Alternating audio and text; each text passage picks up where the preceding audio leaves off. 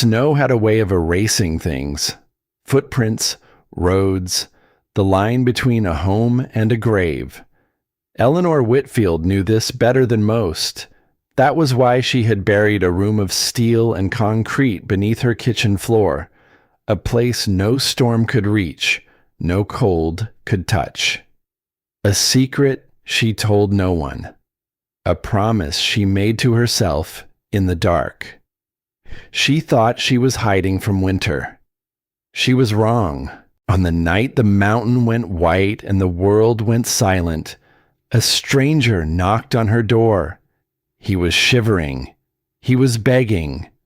And every careful instinct she had built over the lonely years told her to turn the lock and walk away. She opened the door instead. Within the hour, she would learn that the deadliest thing on that mountain was not the storm tearing the roof from her cabin. It was not the cold that had once stolen everything she loved. It was the man now standing in her living room, smiling, calm, watching her like prey. And it was the truth she had been running from for years. Because the bunker she built to save her life was about to become the only thing standing between her and a killer.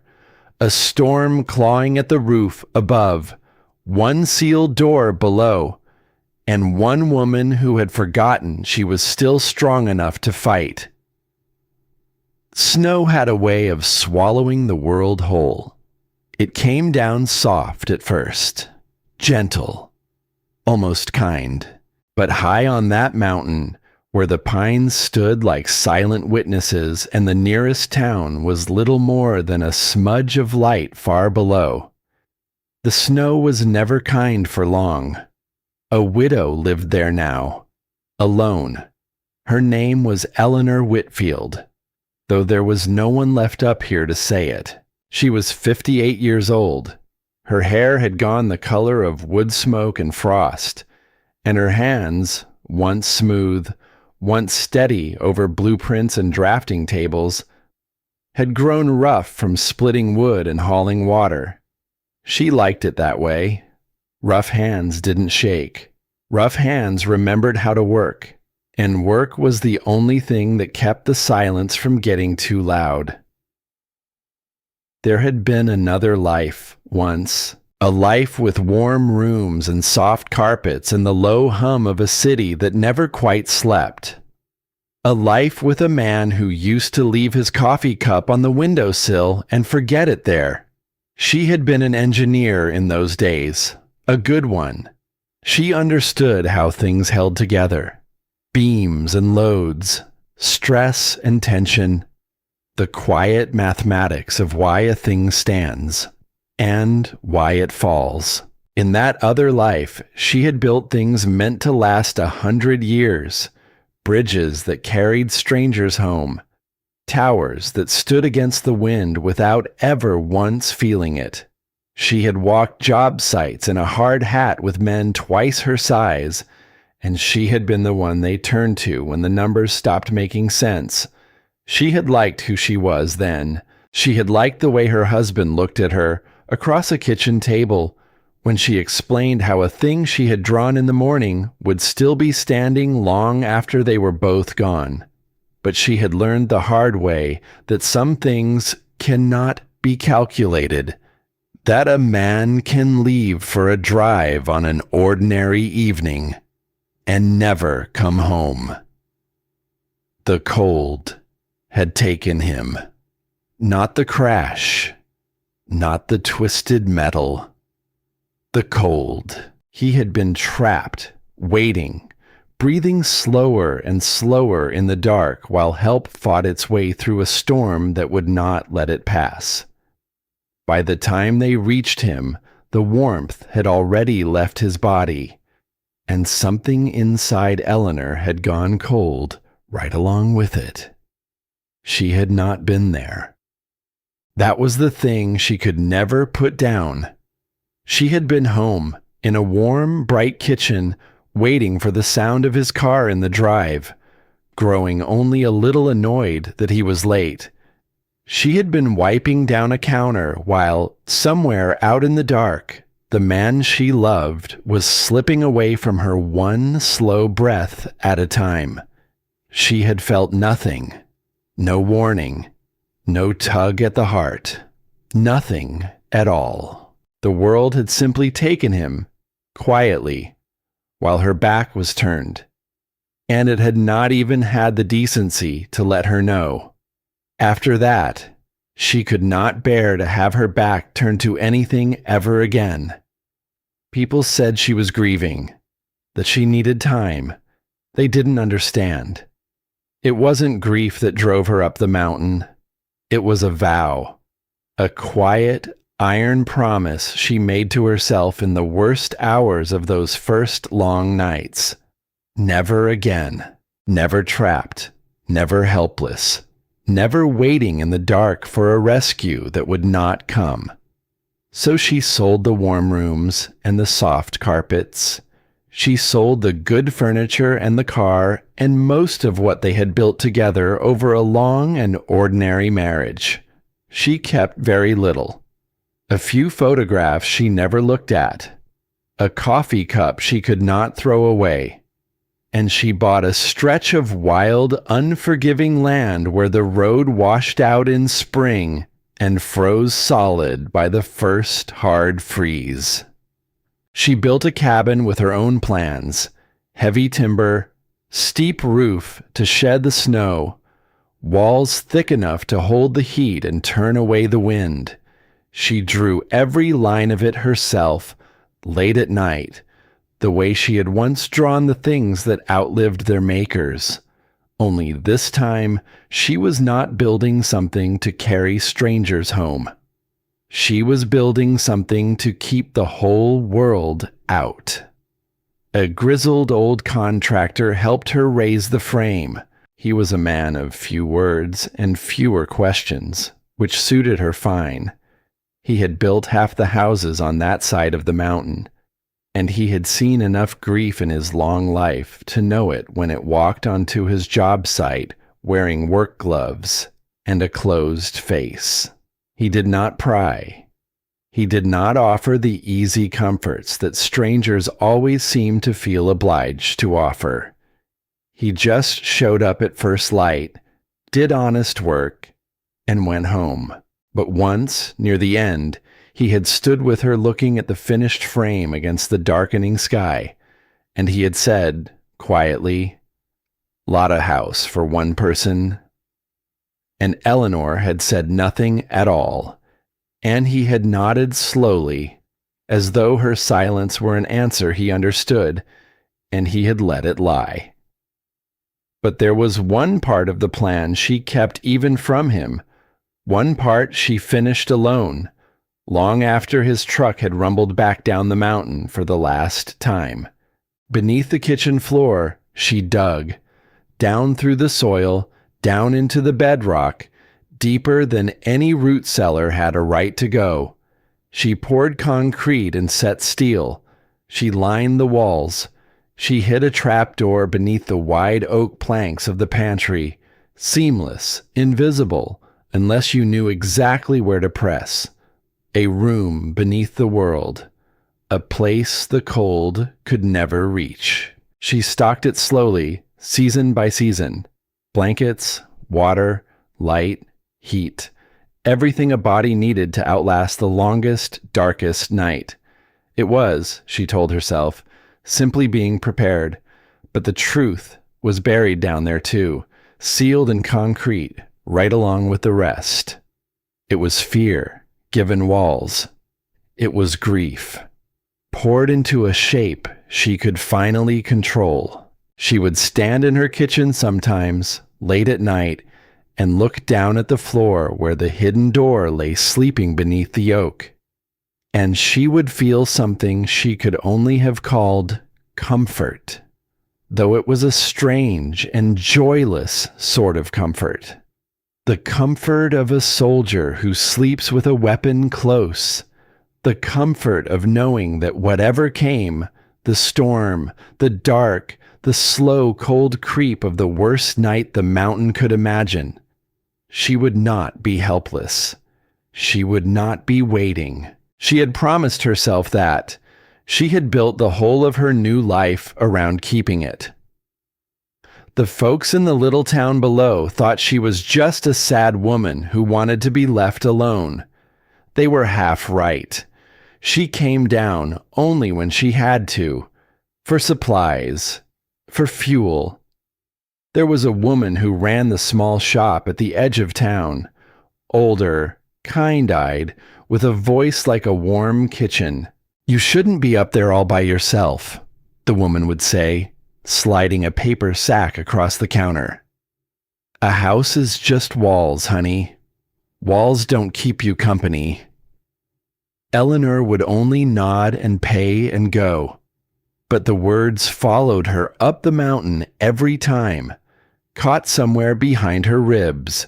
She didn't have an answer for them, so she pretended she hadn't heard. It was strange how that old woman saw her. Everyone else in that town looked at Eleanor and saw exactly what she wanted them to see: a hard, self-sufficient widow who had no use for company and no wish to be pitied. They gave her a wide berth, and she was grateful for it. But the old woman in the shop looked at her and saw something else, something underneath. And every time Eleanor stood at that counter, she had the uncomfortable feeling of being read like a drawing, of someone running a careful eye down her lines and finding, somewhere in all that careful engineering, the one weak joint she had hoped no one would ever notice. She told herself the woman was just lonely, just nosy, just one of those people who needed to mother every stray that came through the door. But she knew, deep down, that it was not that.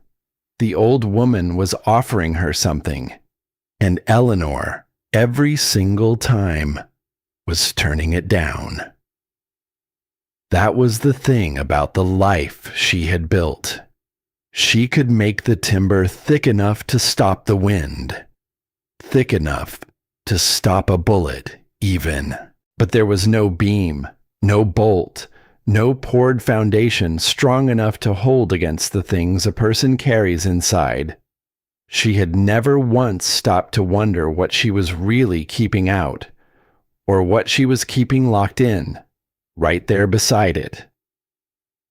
The contractor came back once, just once, months after the work was done. He'd left a tool behind, he said, but he stood on her porch longer than a man does for a forgotten wrench.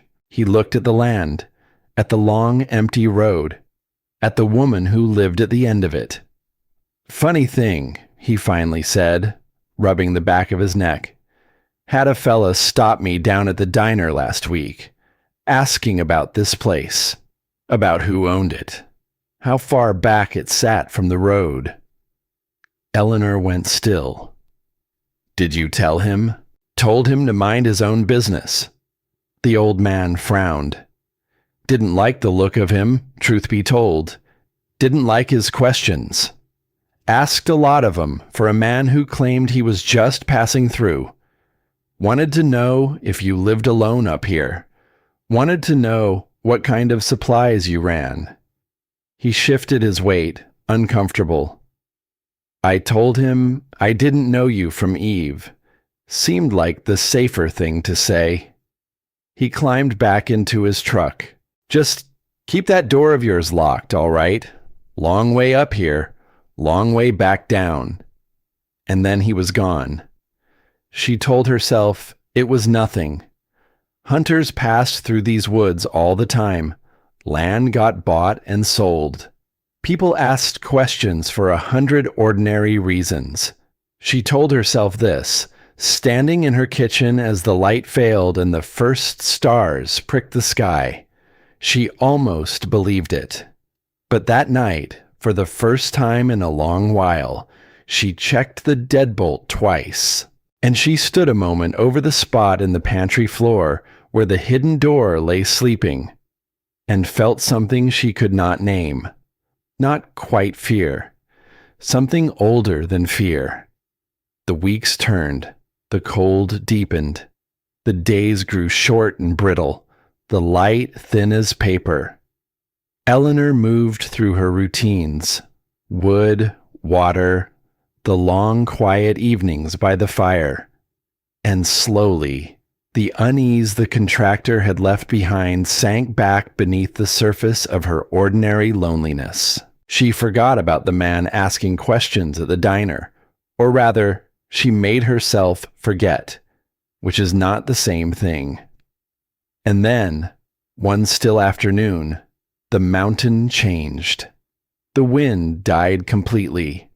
That strange, breathless hush that any soul who has lived in high country learns to dread. The sky did not darken so much as bruise, a deep, sickening violet rolling in from the north. The birds went quiet. The pines stopped their whispering, and the air itself seemed to lean down close, heavy and waiting.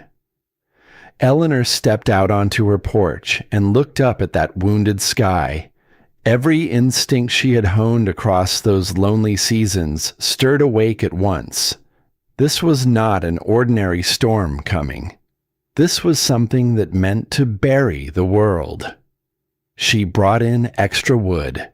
She filled the lanterns.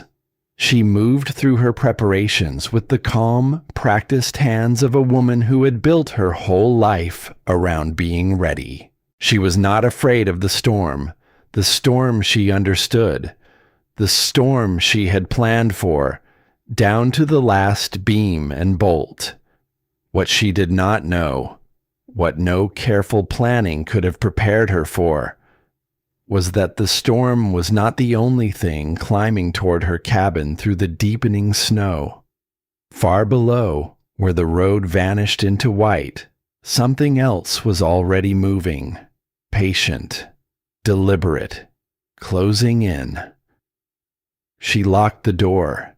She lit the fire. She settled into her chair with a book she would never finish, while above her the first heavy flakes began to fall, thicker now, faster, hungrier. And somewhere out in that gathering dark, a hand was already reaching for her door. The storm did not arrive that night. It descended. By the time the last gray light bled out of the sky, the world beyond Eleanor's windows had simply ceased to exist. No trees, no fence posts, no distant glimmer of the little town far below the mountain. There was only white, endless, screaming white, hurled sideways by a wind that came down off the high ridges like something with a throat and a will.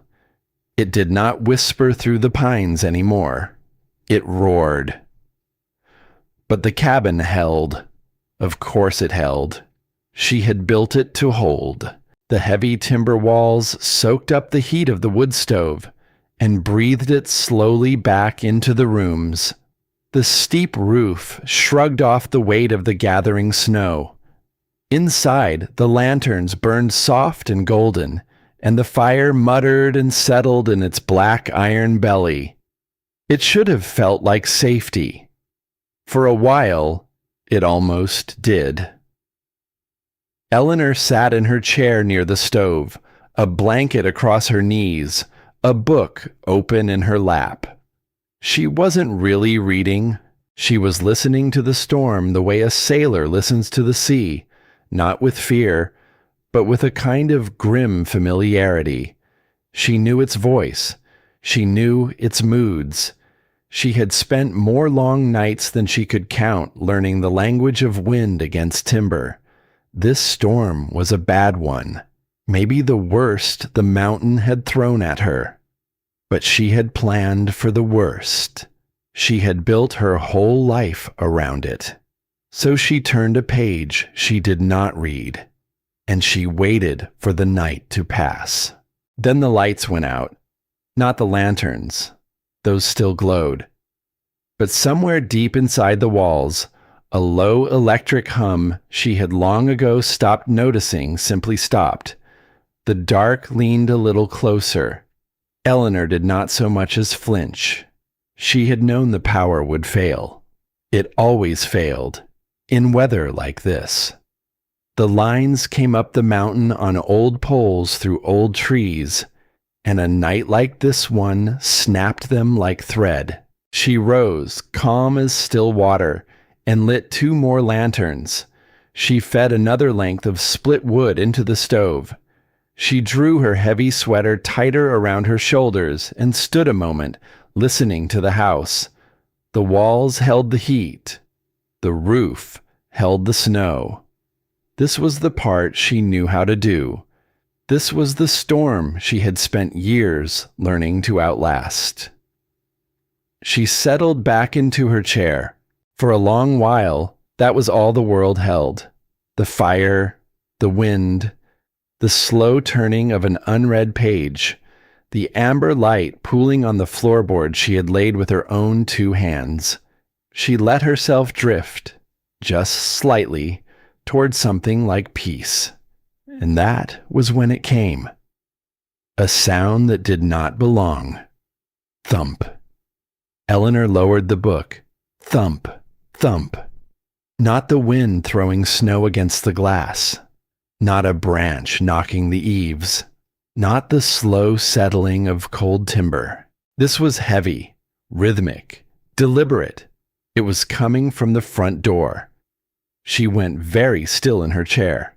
Her mind, sharp even now, perhaps sharpest now, ran the cold arithmetic of it. The road had been buried for hours. The nearest neighbor lived miles off, past a ridge no living soul would cross on a night like this. There was no reason for anyone to be out there. There was no way for anyone to be out there. And yet, thump, thump. Hello, a voice, cracked and ragged, half-eaten by the wind. Please, is somebody there? Please, I'm dying out here. Eleanor rose. She crossed to the window beside the door and scraped a clear patch in the frost with the edge of her thumb. Through the swirling white, she saw him. A dark shape slumped against the porch rail. A man caked in snow, shaking so violently she could see it even through the chaos of the storm. His fist rose again, fell against the wood. Thump. Please. Every instinct she had sharpened across those lonely seasons rose up at once and spoke with one voice. Do not open that door. She had come to this mountain precisely so the world could not reach in and take anything more from her. She had built these walls thick for exactly this, to keep the unknown out. A stranger in the dark was a danger, a variable she could not measure, a risk she had spent years engineering out of her life. She knew all of this. She believed all of this. But beneath that hard, sensible voice, another rose. Older, quieter, impossible to silence.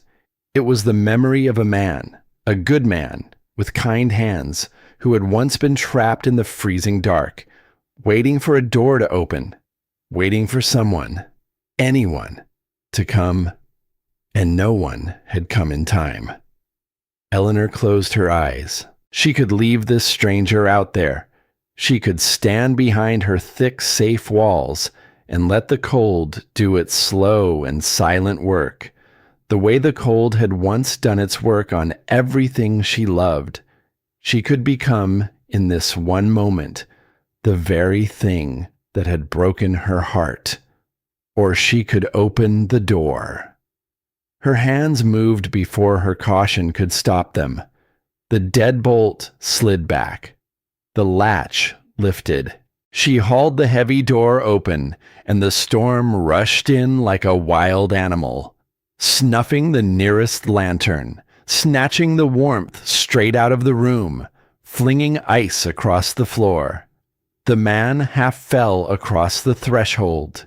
She caught his coat, dragged him in, and threw her whole weight against the door until the bolt slammed home behind them both.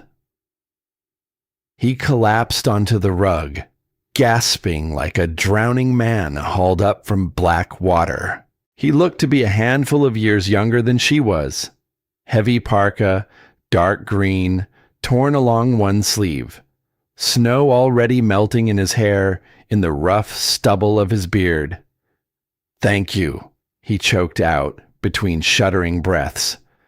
"Oh, thank God. I thought that was it. I thought I was finished." Eleanor said nothing. She fetched a heavy wool blanket and laid it over his shoulders. She poured something hot from the thermos by the stove and folded his trembling hands around the cup. "Slow," she said. Her voice came out steadier than she felt. "Drink it slow now. You'll make yourself sick." He nodded. He drank, and she watched. "What happened to you?" she asked at last. "How does a man end up out here on a night the whole skies come down?" He cradled the cup and stared into it as though the answer floated somewhere in the steam. "Truck went off the ridge road," he said. "Couple miles back. Came up to do some hunting before the season closed. Figured I had a day before the weather turned." A short, broken laugh. "Weather had its own ideas. Slid right off the embankment. Been walking ever since. Hours, I think. Lost track." He lifted his eyes to hers. A grateful, ruined look. "You saved my life, ma'am. I won't forget it." It was exactly the right thing to say. It was the kind of thing a half-frozen, half-dead man would say, with that exact catch in his voice, that exact tremble in his hands. And still, something in Eleanor went quiet and watchful. She told herself it was only nerves, the simple strangeness of another body in a house that had known nothing but her own for so long. The unease any woman feels, alone, with a stranger she did not choose. But the engineer in her had never learned how to stop noticing things. It was the oldest habit she had, older than the grief, older than the mountain, the habit of looking at a thing and asking, very quietly, whether it was telling the truth. And the things she noticed did not add up. He said he had walked for hours through snow up to his thighs, but his boots were wrong. Not the heavy, insulated kind a hunter wears against the deep mountain cold. They were sleeker than that, harder, laced tight and high. The kind a man wears when he means to move fast and quiet over difficult ground, and the snow caked across them had only just begun to melt. A man who had truly walked for hours would have boots packed solid with ice, frozen to the laces. His were not. He said he had nearly frozen to death, but his face told another story. There was no waxy white at the tips of his ears, none of the angry red and gray that the deep cold carves into exposed skin. His lips were not cracked, his cheeks were not raw, and his hands, those trembling, grateful hands, were steadying far too fast. A man pulled back from the very edge does not warm that quickly. The body does not surrender its terror so soon. A man only pretending to freeze might, but it was his eyes that finally turned the cold drop of sweat down the length of her spine. A man saved from death stares into the fire. He shakes. He weeps sometimes when the warmth comes back and the fear catches up with him all at once. His gaze goes hollow and distant. This man's eyes did not rest. They moved. Across the room, over the windows, one by one, to the locked back door, to the empty coat hooks by the entry, to the bare patch of wall where, in some other house, a telephone might have hung. He was not warming himself by her fire. He was mapping her house. He was counting her exits. And then she remembered the contractor on her porch, hat in his hands. A fella stopped me down at the diner, asking about this place. Wanted to know if you lived alone. The cold understanding settled into her slowly, the way cold always does. Not a shock, a creeping certainty. This was not a man the storm had brought to her door. This was a man who had been waiting for one. "You out here all on your own?" he asked, and his voice had changed. The frantic shiver had drained out of it. It was smooth now, unhurried, almost pleasant. The voice of a man making easy conversation in a warm room. With all the time in the world, Eleanor did not let a single muscle of her face move. "No," she said. The lie came out clean and effortless. "My husband's out in the back shed, seeing to the generator. He'll be in any minute now." The stranger smiled. It was a slow, unhurried smile, and it did not come anywhere near his eyes. "Now isn't that a funny thing?" he said softly. He set the cup down on the floor beside him, deliberate and unhurried. "Because there's no fresh tracks leading out the back. I'd have crossed them, coming up, and I didn't see any shed on my way in." He tilted his head, studying her the way a man studies a hand of cards he already knows he's won. "No husband out there, is there, Eleanor?" The air in the room changed. It grew heavier than the storm pressing on the walls outside, heavier than the snow piling against the windows. She took a slow step backward, easy, casual, as if simply shifting her weight toward the kitchen counter where a heavy cast-iron skillet sat cooling from her supper. "You should rest," she said, and her voice did not waver. "Storm's set to last all night. There's a cot in the back room. You're welcome to it." "I don't need rest." He rose to his feet in one smooth motion and let the blanket slide from his shoulders to pool on the floor. The shivering was gone, entirely gone. "What I need," he said, "are your keys, and whatever cash you've got squirreled away in this pretty little fortress of yours." Her breath caught. "He knows my name." "I don't know what you're talking about," she said, but her hand had already found the edge of the counter and gripped it. From inside the dark green parka, he drew a knife, long. The blade serrated along its spine. The firelight ran down the edge of it like water down a window pane. "Don't insult me," he said, almost gently. "Don't waste my time, and I won't waste yours. I know exactly who you are. I've watched this place from the tree line for the better part of a week." He took a slow step closer. "I know there's no husband. I know you didn't come up here for the view. I know what you've got buried in this house. So you're going to give it to me. And if you're smart about it, if you're real smart, maybe I tie you up nice and warm by your own fire." He glanced, almost lazily, toward the screaming dark beyond the glass. "Instead of leaving you out there." Eleanor's mind began to race, but it did not panic.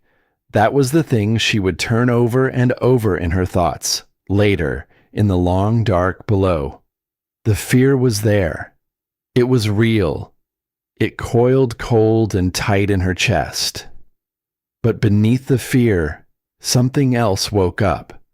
Something she had believed the cold had taken from her years ago, along with everything else, the part of her that solved things. She looked at the man with the knife, truly looked at him, and she did not see a monster.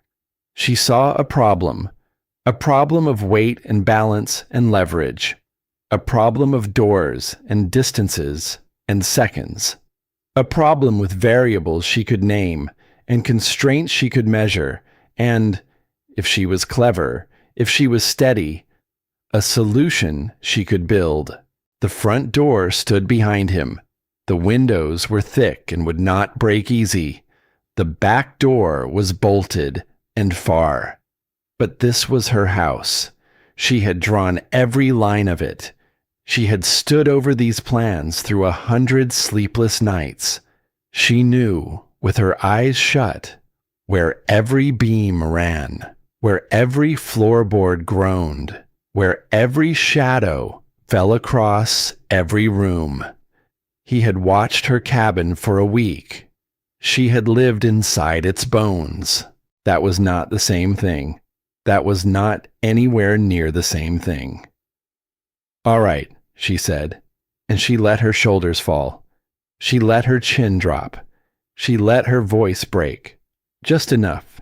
Just exactly enough. "All right. Please, just don't hurt me. I'll give you everything. The cash. It's in the pantry. There's a strong box, set down under the floor." Something flickered across his face. Hunger, triumph. The easy confidence of a man who believes the hard part is already behind him. "Show me." "It's heavy," she said. Her hands trembled and she let them. "It's set down low. I'll have to lift the floor to get at it." "Then lift it." The knife twitched toward the pantry. "Slow. And keep those hands where I can see them every second." She turned and walked toward the pantry. And as she walked, her mind was already 3 full moves ahead of his. The pantry was a narrow room, a single doorway, a single bulb hanging dark and useless overhead.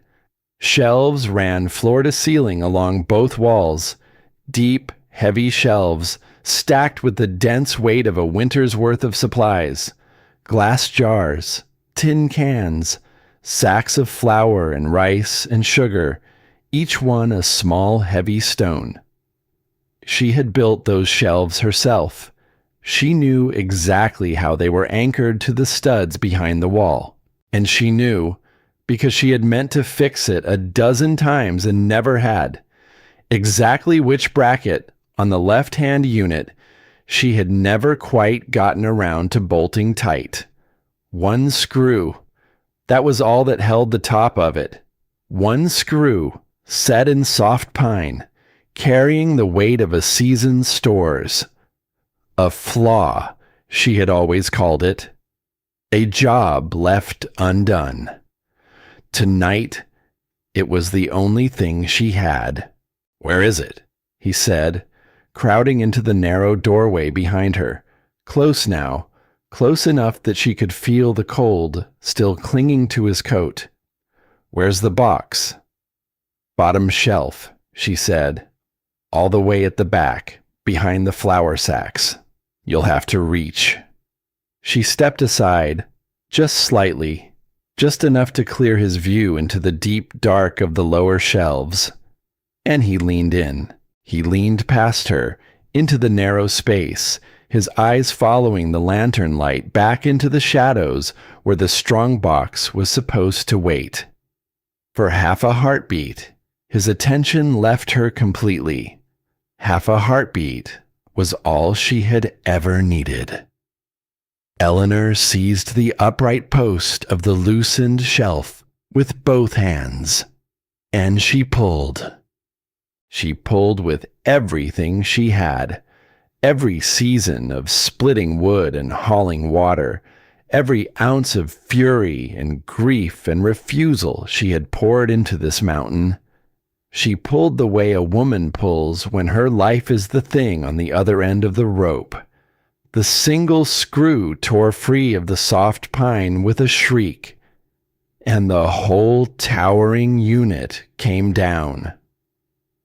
Jars and tins and the dense, brutal weight of a winter pantry crashed down out of the dark, straight onto the man crowded in the doorway. Glass shattered against the floor and his shoulders. A sack of flour burst in a white cloud. Cans rang off the boards like struck bells.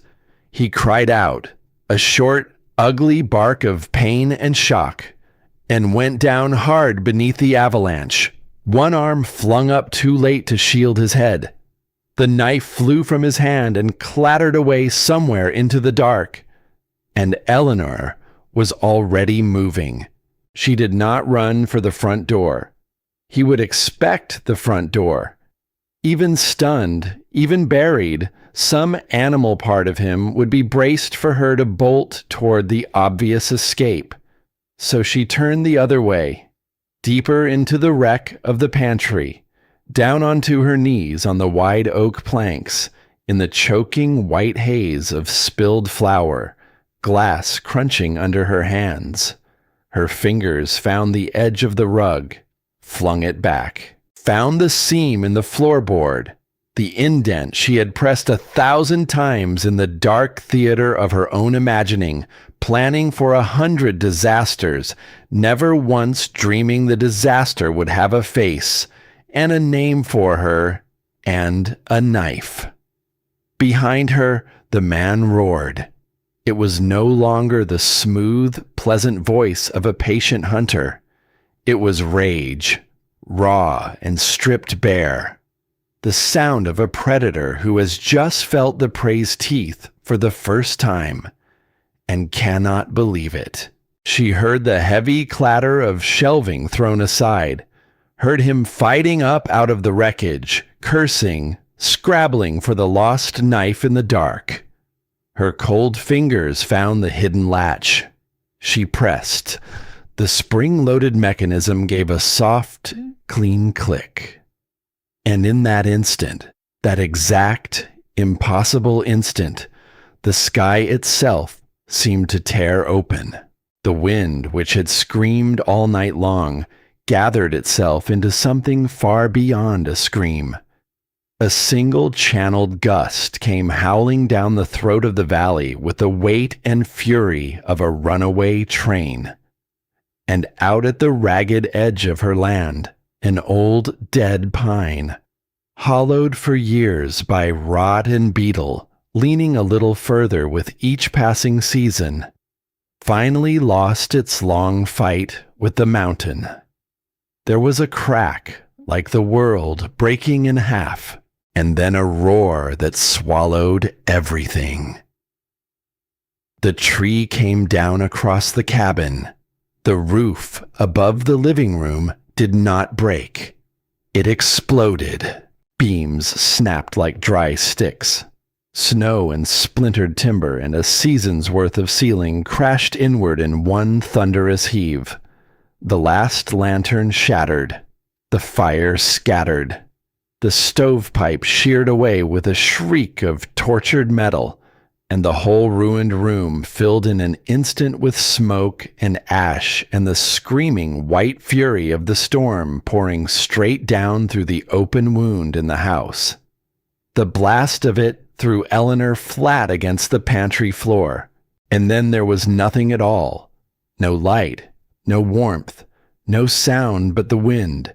Suddenly everywhere, suddenly inside, suddenly howling through the heart of the home she had built to keep it out.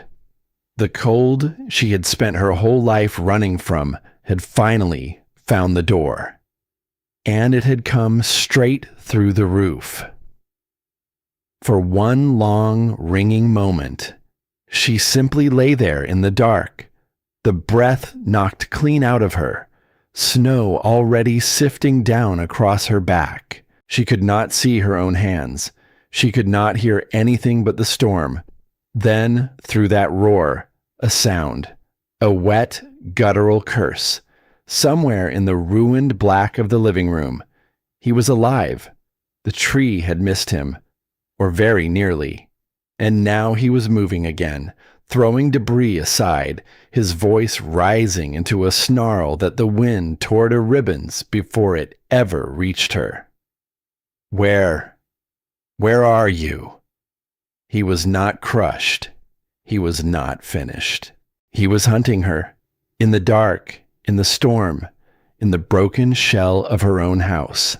And every second she lay still was a second he might find her. But Eleanor did not scream. She did not freeze.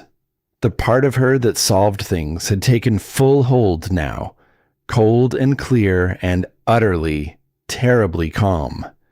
She knew this floor with her eyes shut. Her fingers were already back on the open trap door she had unlatched a half second before the world came down. The cold steel handle, the black waiting square in the floor.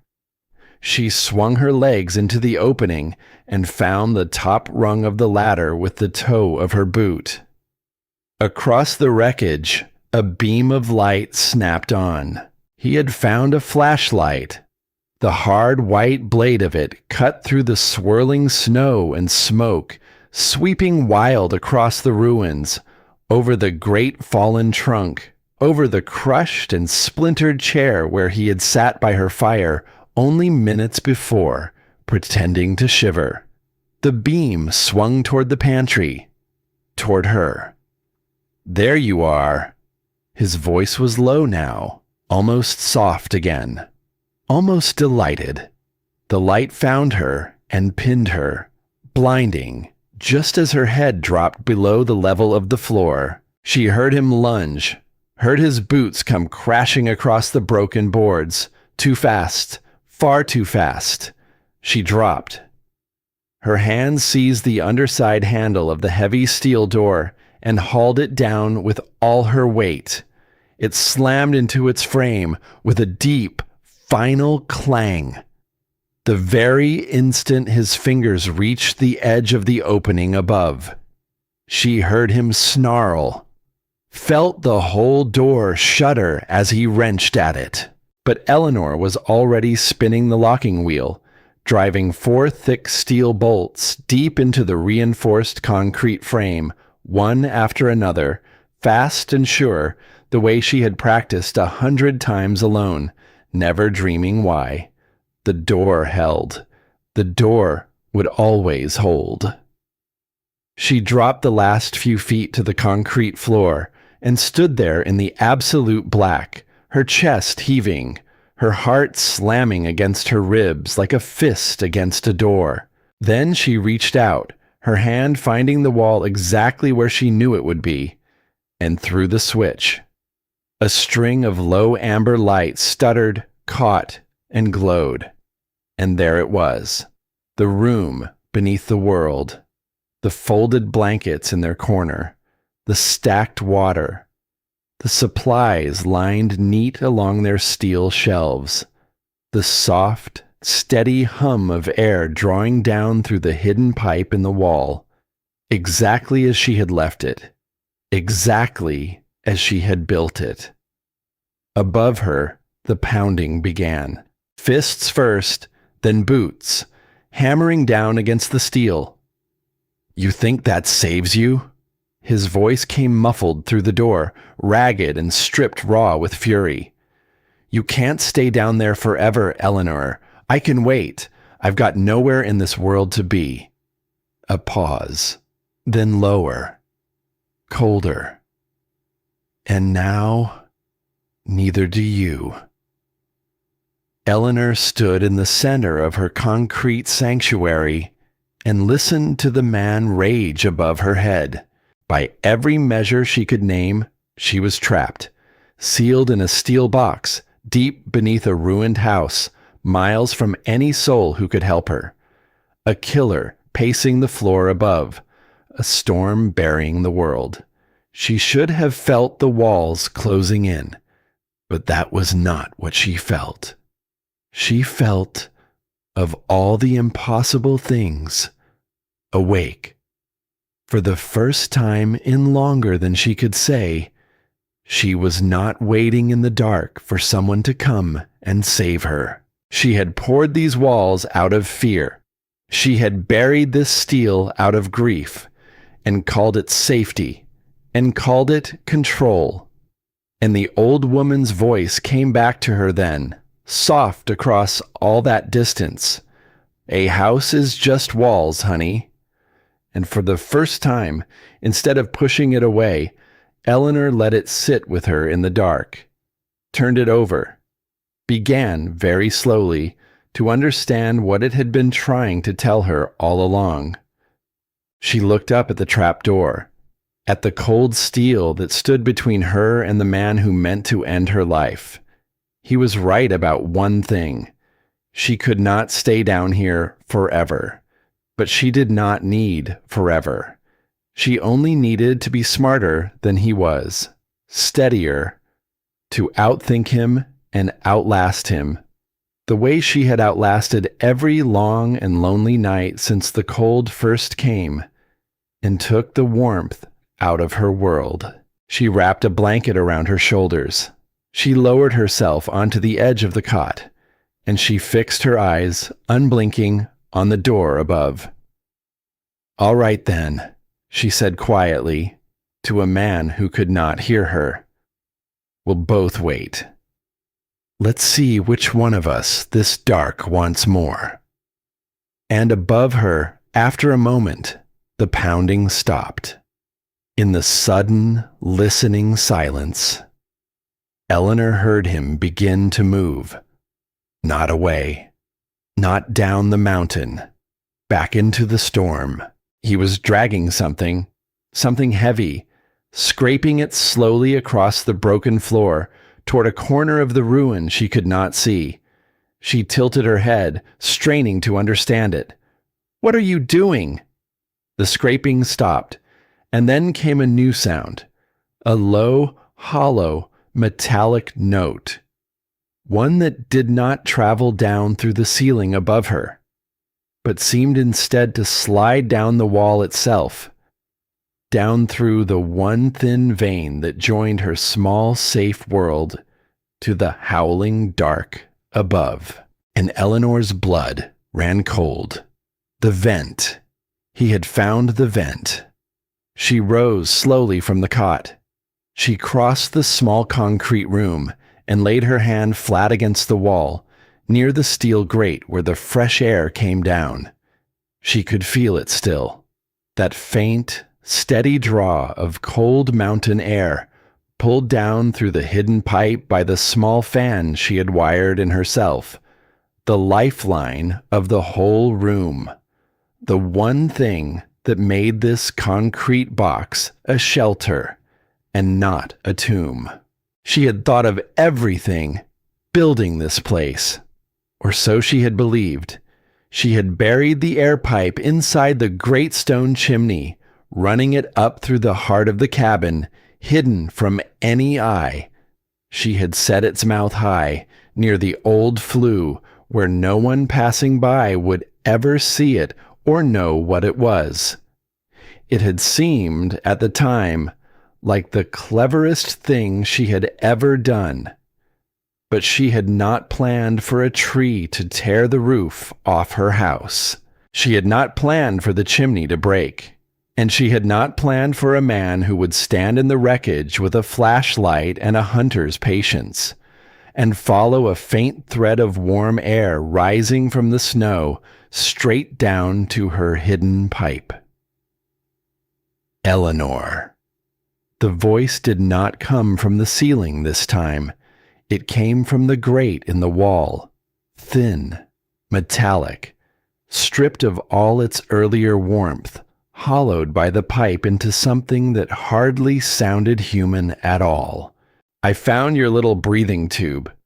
She went very still. "Real clever, the way you hid it. Took me a while." A low, scraping laugh slid down the wall. "But here's the thing about clever, Eleanor. There's always a thread to pull, and once a man finds the thread..." The scraping resumed. "He just keeps on pulling." She pressed closer to the grate, and she could hear it now, beneath his voice, beneath the muffled fury of the storm, the wet, packing sound of snow being shoved down into the mouth of the pipe, handful after handful tamped down hard. Her stomach turned to ice. "Stop," she said into the grate. sharp, commanding, the voice of a woman used to being obeyed. "Stop that. You don't understand what you're doing." "Oh, I understand just fine." His teeth were chattering now. She could hear it. That hard, uncontrollable clatter beneath his words.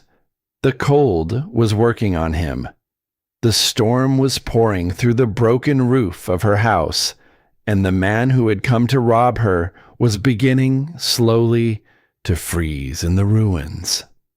But it had not broken him. It had only made him cruel. "You want to know what I figured out, sitting up here in the cold you left me in?" His voice slid down the pipe, breathless and venomous.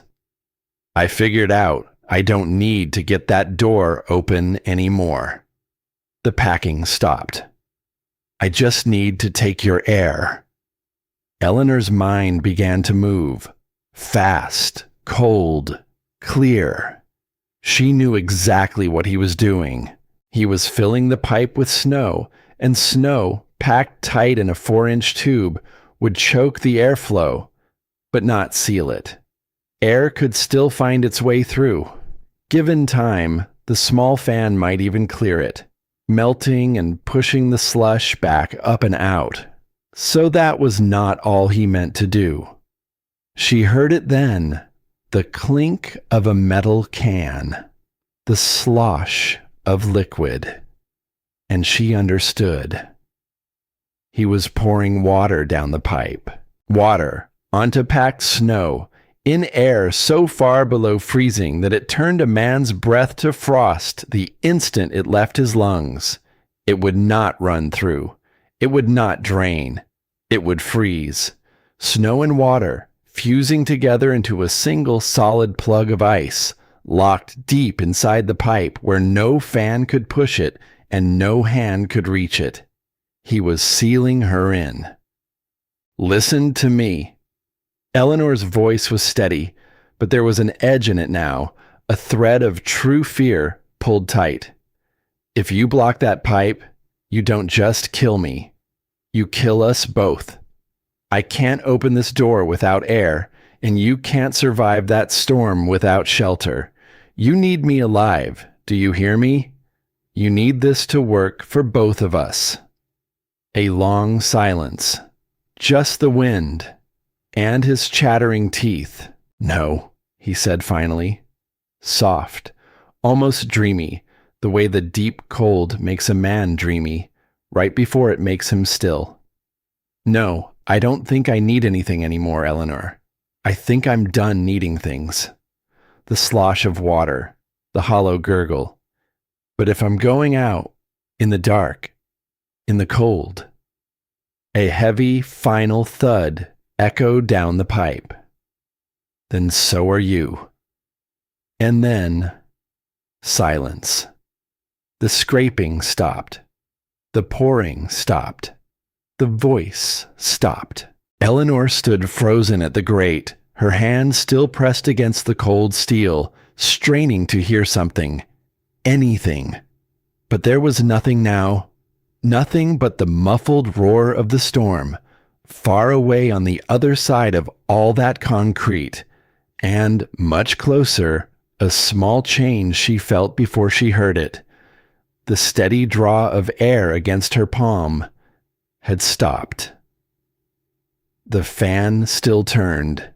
She could hear its low electric hum, but it was whining now, laboring, pulling against a wall of ice it could not move. Eleanor took her hand from the grate and stepped back into the center of the room. For one long moment, she simply stood there, in the amber light, in the absolute stillness of a sealed box. And she made herself say it out loud, plainly, the way she would have stated a fact on a blueprint. "The air supply is cut." She let the words hang in the still room. Then she did the thing she had trained herself across all those lonely seasons to do. She did not panic. She thought. She had perhaps a few hours. That was the cold mathematics of it. A sealed room, a single body, a finite volume of air. With every breath she took, she pulled the good air a little thinner and pushed a little more spent air back out. It was not the lack of oxygen that would come for her first, that came later, and quietly. It was the other thing, the exhaled breath itself, building and building in a space with nowhere to vent, a headache at first, then a dullness, then a heaviness in the limbs, a fog across the mind, a terrible animal urge to lie down and close her eyes, and then, if nothing changed, she would simply not wake up. The same slow, gentle dark that had taken her husband all those years ago, alone in the cold.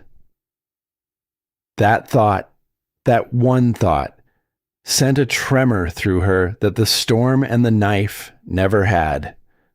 Not like this.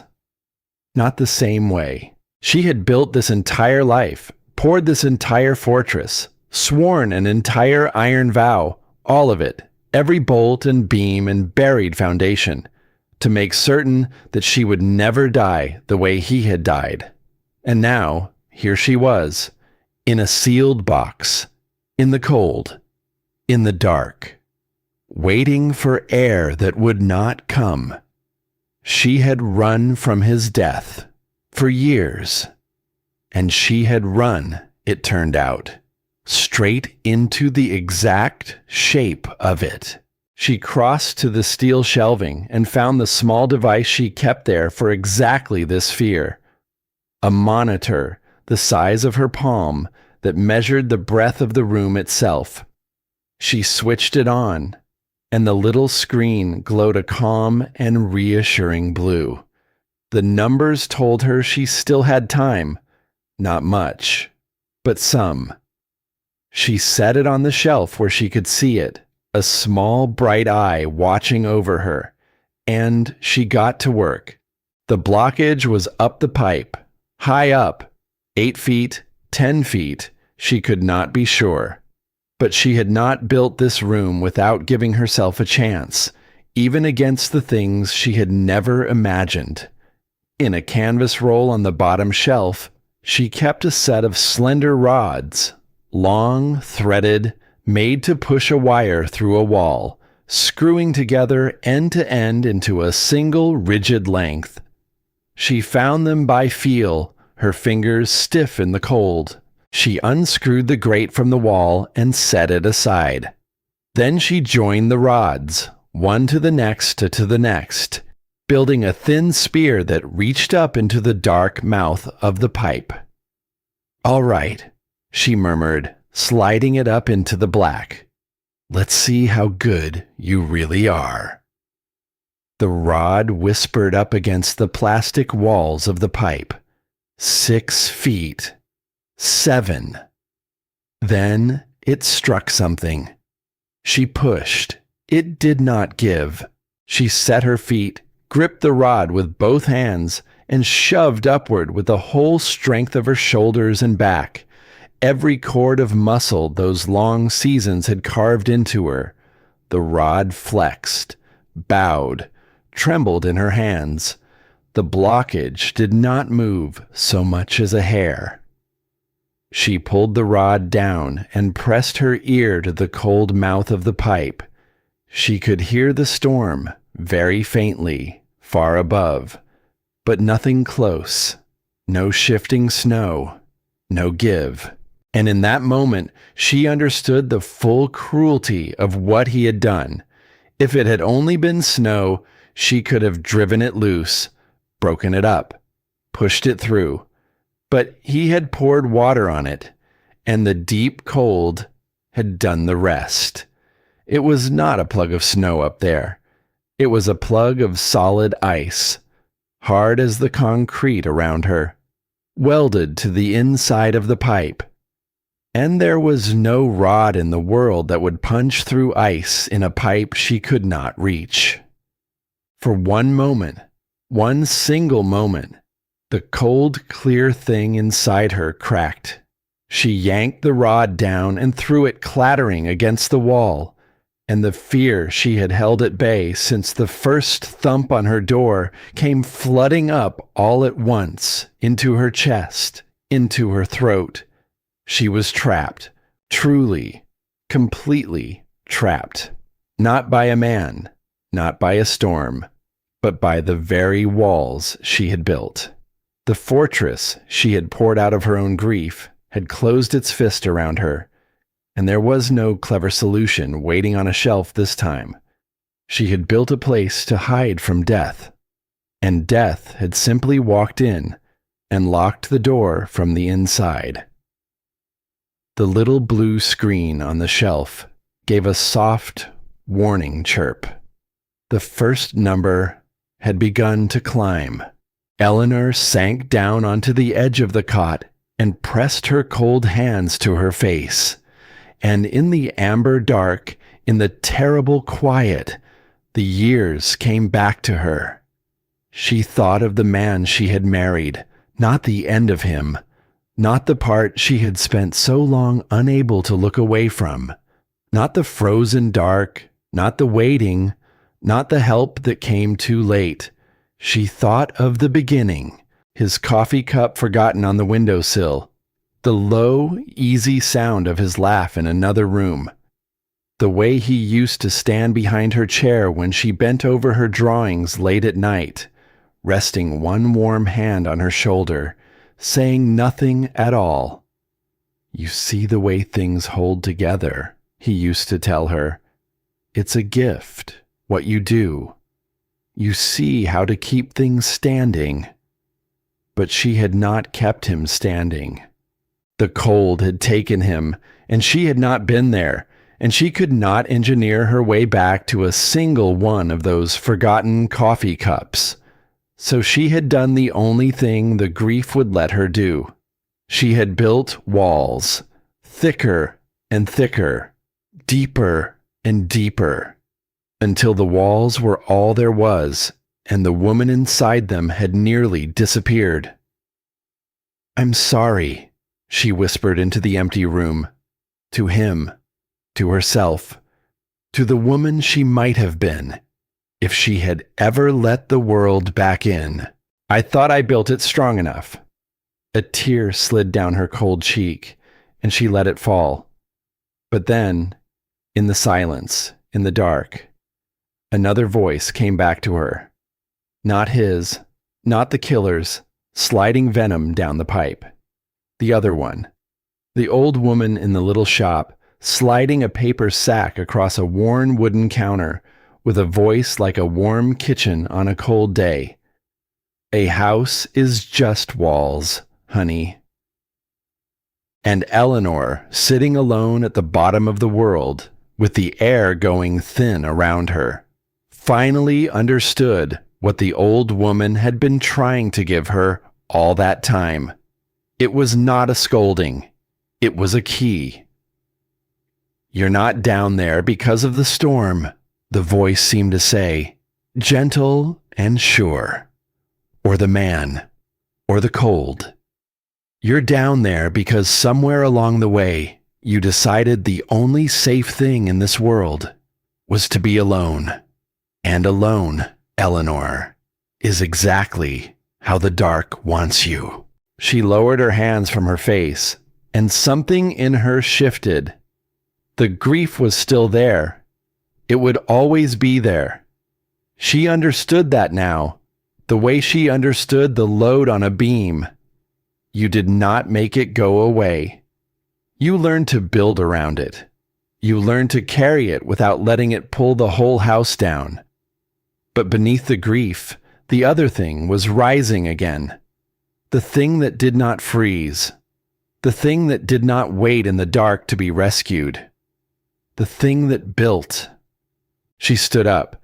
She wiped her face with the back of her hand, and she looked hard at the small blue screen, at the climbing number, at the truth of how much time she did not have. And then she looked at the room around her, not as a tomb, as a problem. She had built this place, every inch of it, And a woman who builds a thing knows it better than any thief who only watched it from a tree line. The pipe was sealed. That path was closed. She would waste no more breath on the pipe.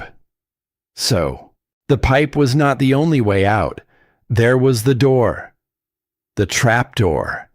Heavy steel, 4 bolts driven deep into reinforced frame. She had built it to keep the whole world out. To open it now would be the most dangerous thing she could do. It would let the killing cold of the storm come pouring down into the one warm space she had left. And it would let her out, into the dark and the wreckage, with a man who wanted her dead, if he was still up there, if he was still alive, if he was waiting just beyond the door with that long serrated knife and a hunter's endless patience. She had no way to know. But staying sealed in this box was no longer a choice between danger and safety. It was a choice between a fast danger and a slow, certain death. And Eleanor had made herself a promise in the worst hours of her worst nights, all those years ago. Never again. Never trapped, never helpless, never waiting in the dark for a rescue that would not come. If she was going to face the dark, she would face it on her feet, with her eyes open, fighting, not lying down on a cot, breathing herself slowly to sleep. But not yet. Not blindly. Not in a panic. She was an engineer, and the door was a problem. And a problem had a sequence. First, she would listen. She climbed the steel ladder, rung by rung, until her head was just beneath the heavy door, and she pressed her ear to the cold steel, and she held her breath, and she listened with everything she had. Above her, the storm, but close, right above the door, nothing. No pacing, no scraping, no cough, no curse, no chattering teeth. Nothing at all. She thought of the cold she had heard creeping into his voice, the dreamy slur at the end, the way the deep cold takes a man. First his fingers, then his judgment, then his fight, then his life. Gentle and patient and absolute. Had it taken him? Was he lying up there in the snow even now, the way her husband had once lain in the snow, the fight gone out of him at last? Or was he sitting cross-legged on the broken floor, just above the door, wrapped in whatever he could pull from the wreckage? Silent, still, the knife across his knees. Waiting for the exact moment the bad air drove her up out of her hole. She could not know. That was the unbearable thing. She could plan for the storm and plan for the air and plan for the cold, but she could not plan for what waited on the other side of the steel. She had to choose anyway. Eleanor climbed back down the ladder. If she was going up into that wreckage, into the cold, into the dark, toward a man who might be dead or might be waiting, she would not go up empty-handed, and she would not go up gasping. She would prepare. She would build herself the best chance she could. She moved through the small room with a calm, deliberate purpose that surprised even her. She pulled on a second sweater, and over it a heavy coat from the supplies. She wrapped a wool scarf around her face. She pulled thick gloves onto her stiff hands, then thought better of it and tucked one into her pocket. She would need her bare fingers for the lock at the last. From the shelf, she took the small radiant heater and the little can of fuel that fed it, and tucked them into a satchel along with a folded thermal blanket and a battery lantern. Whatever waited above, she would not be helpless against the cold. Not this time. And last, almost without thinking, she picked up the slender steel rod she had thrown against the wall and screwed 2 lengths together and held the rigid 5 feet of it in her gloved hand. Not a weapon, exactly, but not nothing either. The little blue screen chirped again. The number climbed. The headache had begun now. A dull, throbbing pressure behind her eyes, the first soft fingers of the bad air reaching into her thoughts. She did not have much longer before the fog took her judgment. She had to move while her mind was still her own. Eleanor climbed the ladder one final time. She set her satchel on a high rung. She braced her feet. She laid her bare hand on the cold iron of the locking wheel. And she stopped, just for a moment. She thought of the warm room above, the way it had been only an hour ago. The fire, the lanterns, the unread book, the small, fragile piece she had built for herself out of solitude and fear. It was gone now. The tree had taken it. The storm had taken it. The man had taken it. And strangely, kneeling there in the cold with her hand on the wheel, Eleanor did not grieve it, because she understood, at last, that it had never been peace at all. It had been a hiding place, and she was finished hiding. "All right," she whispered into the dark, to her husband, to the old woman in the shop, to the frightened, grieving woman she had been for so very long. "Let's see what's up there."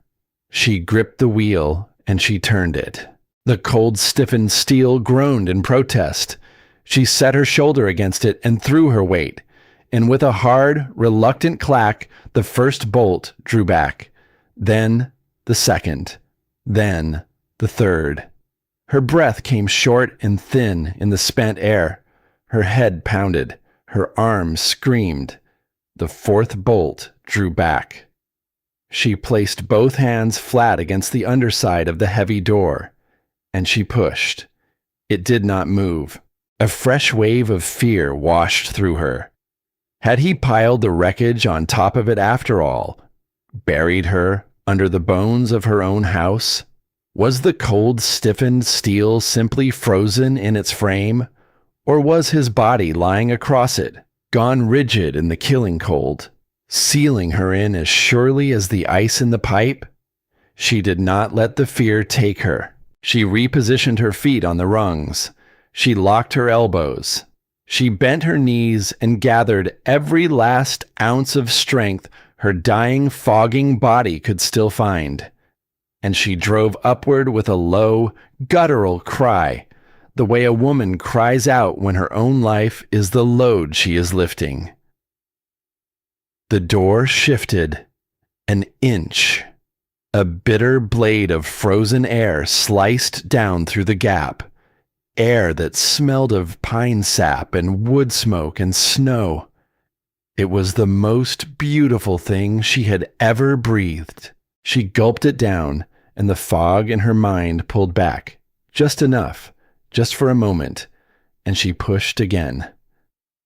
The door ground upward against something heavy resting on top of it, slowly, terribly slowly, tilting back on its great iron hinges as chunks of plaster and splintered wood and clots of snow came tumbling down past her, raining over her head and shoulders. And then, all at once, it gave.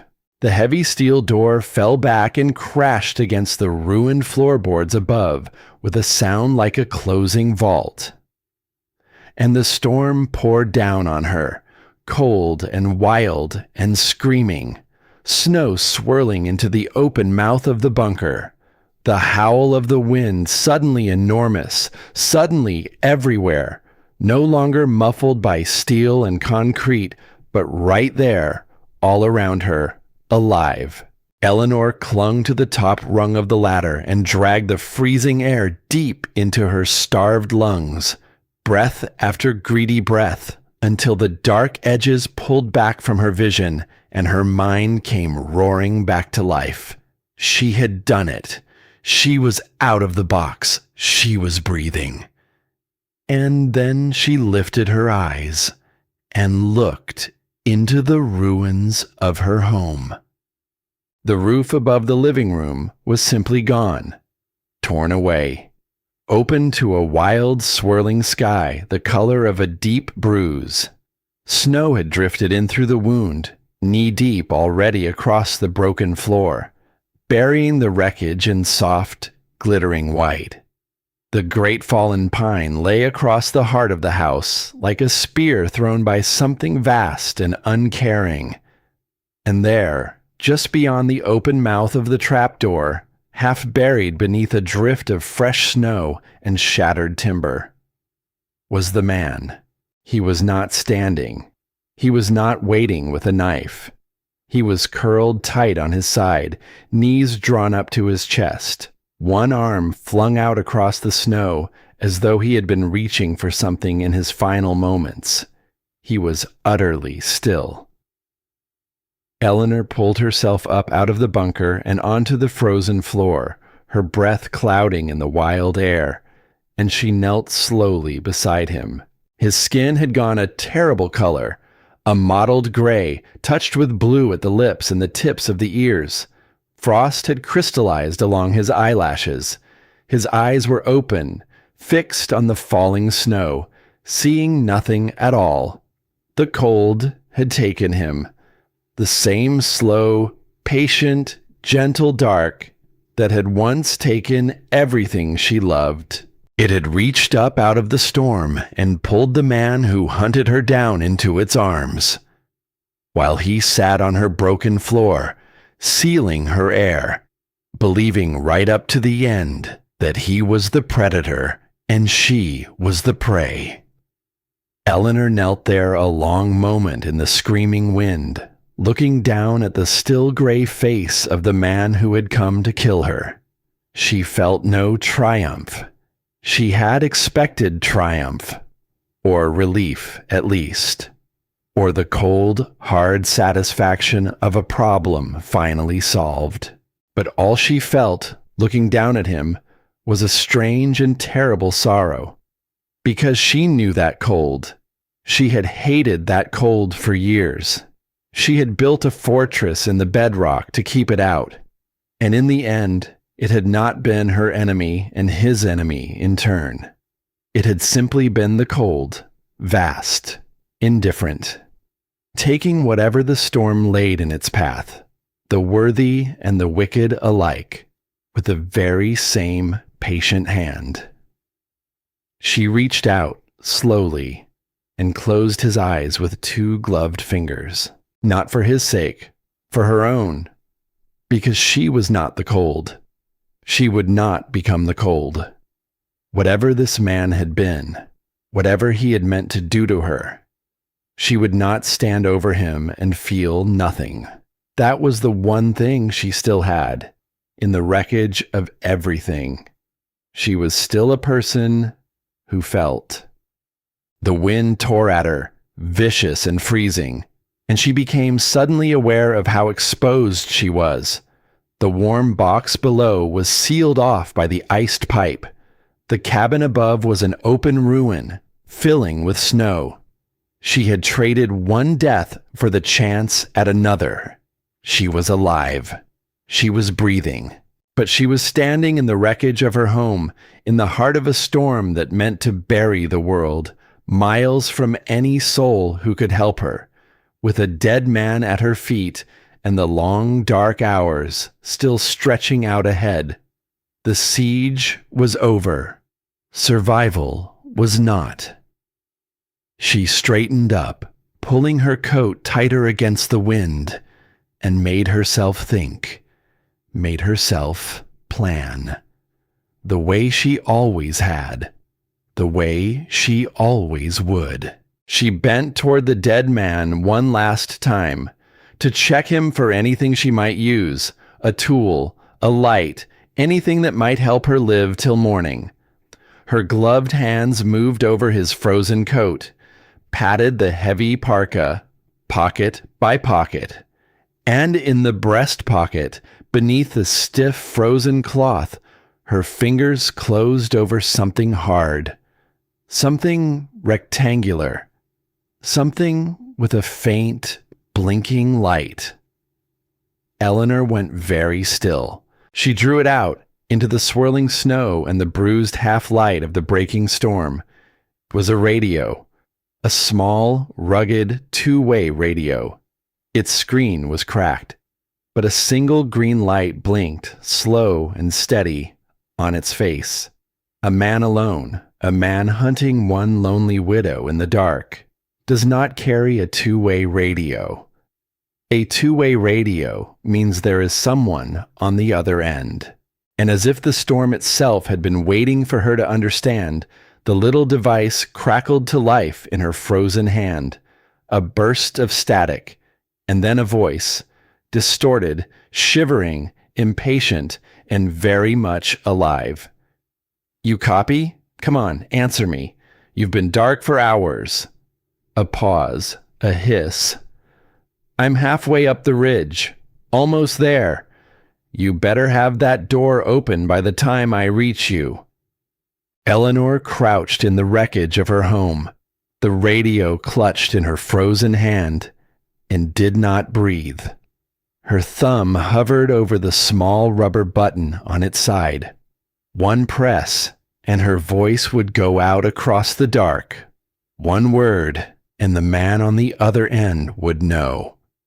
Would know that the woman he expected to find helpless was instead kneeling over the body of his partner, very much alive. She did not press it. She lowered the radio slowly, as though it might bite, and looked down at the dead man in the snow. So that was the truth of it. He had never been alone. The lie had layers, the way the cruelest lies always do. He had not stumbled half-frozen to her door by accident.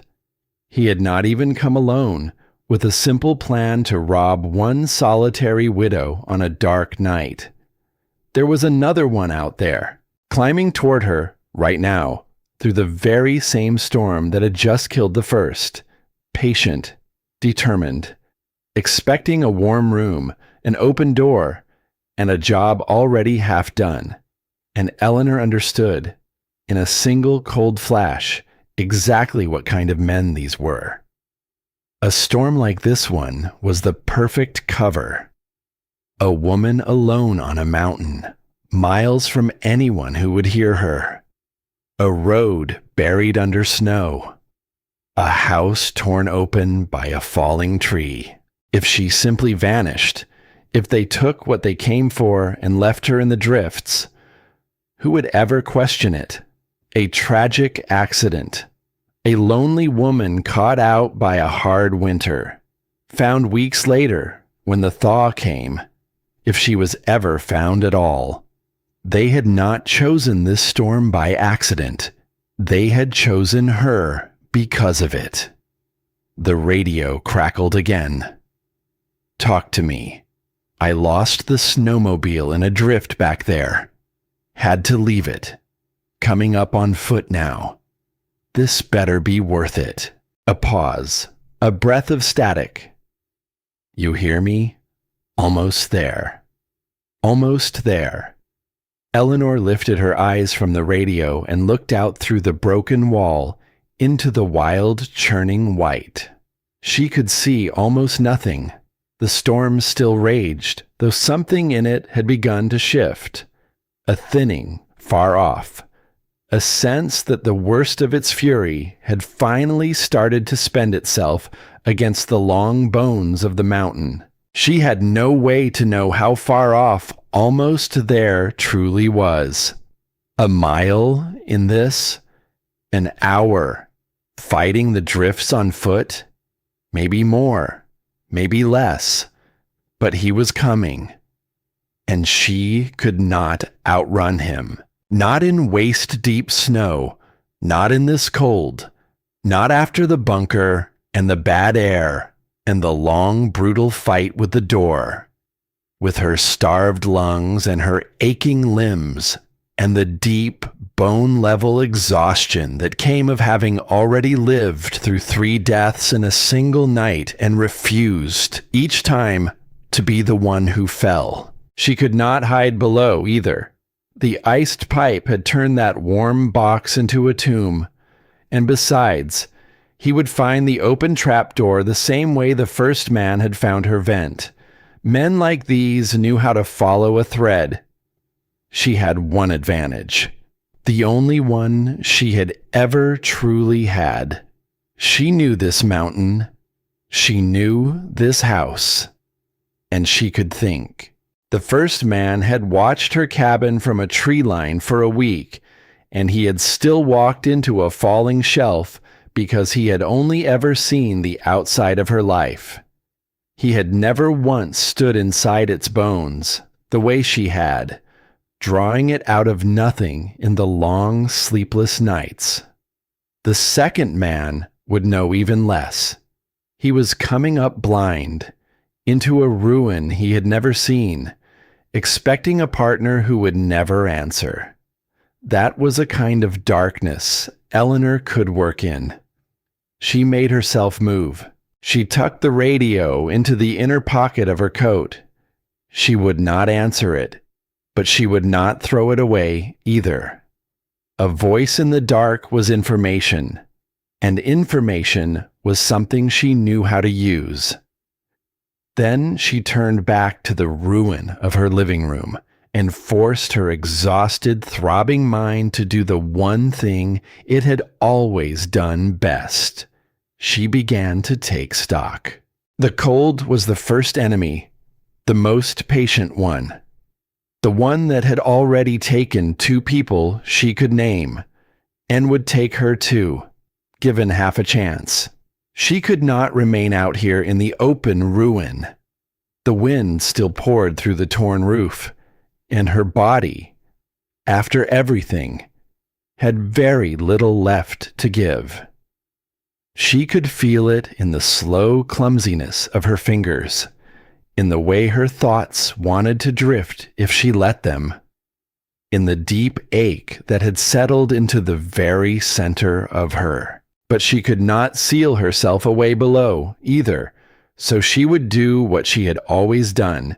She would build something in between, a pocket of warmth, a place to think, a place to last until the dark gave way to whatever the dawn was bringing up the mountain toward her.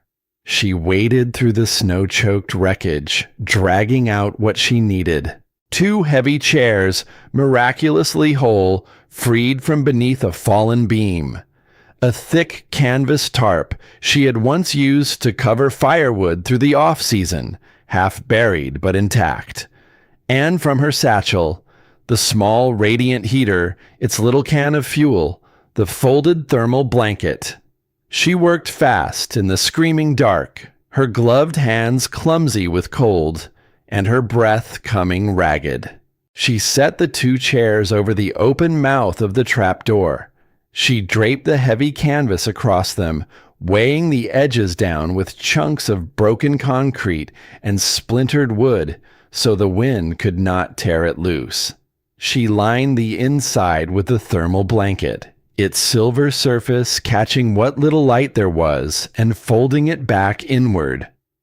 A low shelter, a tent of canvas and ruin raised over the warm dark of the bunker below. It was rough. It was ugly. It would not have passed a single inspection she had ever signed her name to in the long-ago life of blueprints and drafting tables, and a man who used to bring her coffee she forgot to drink.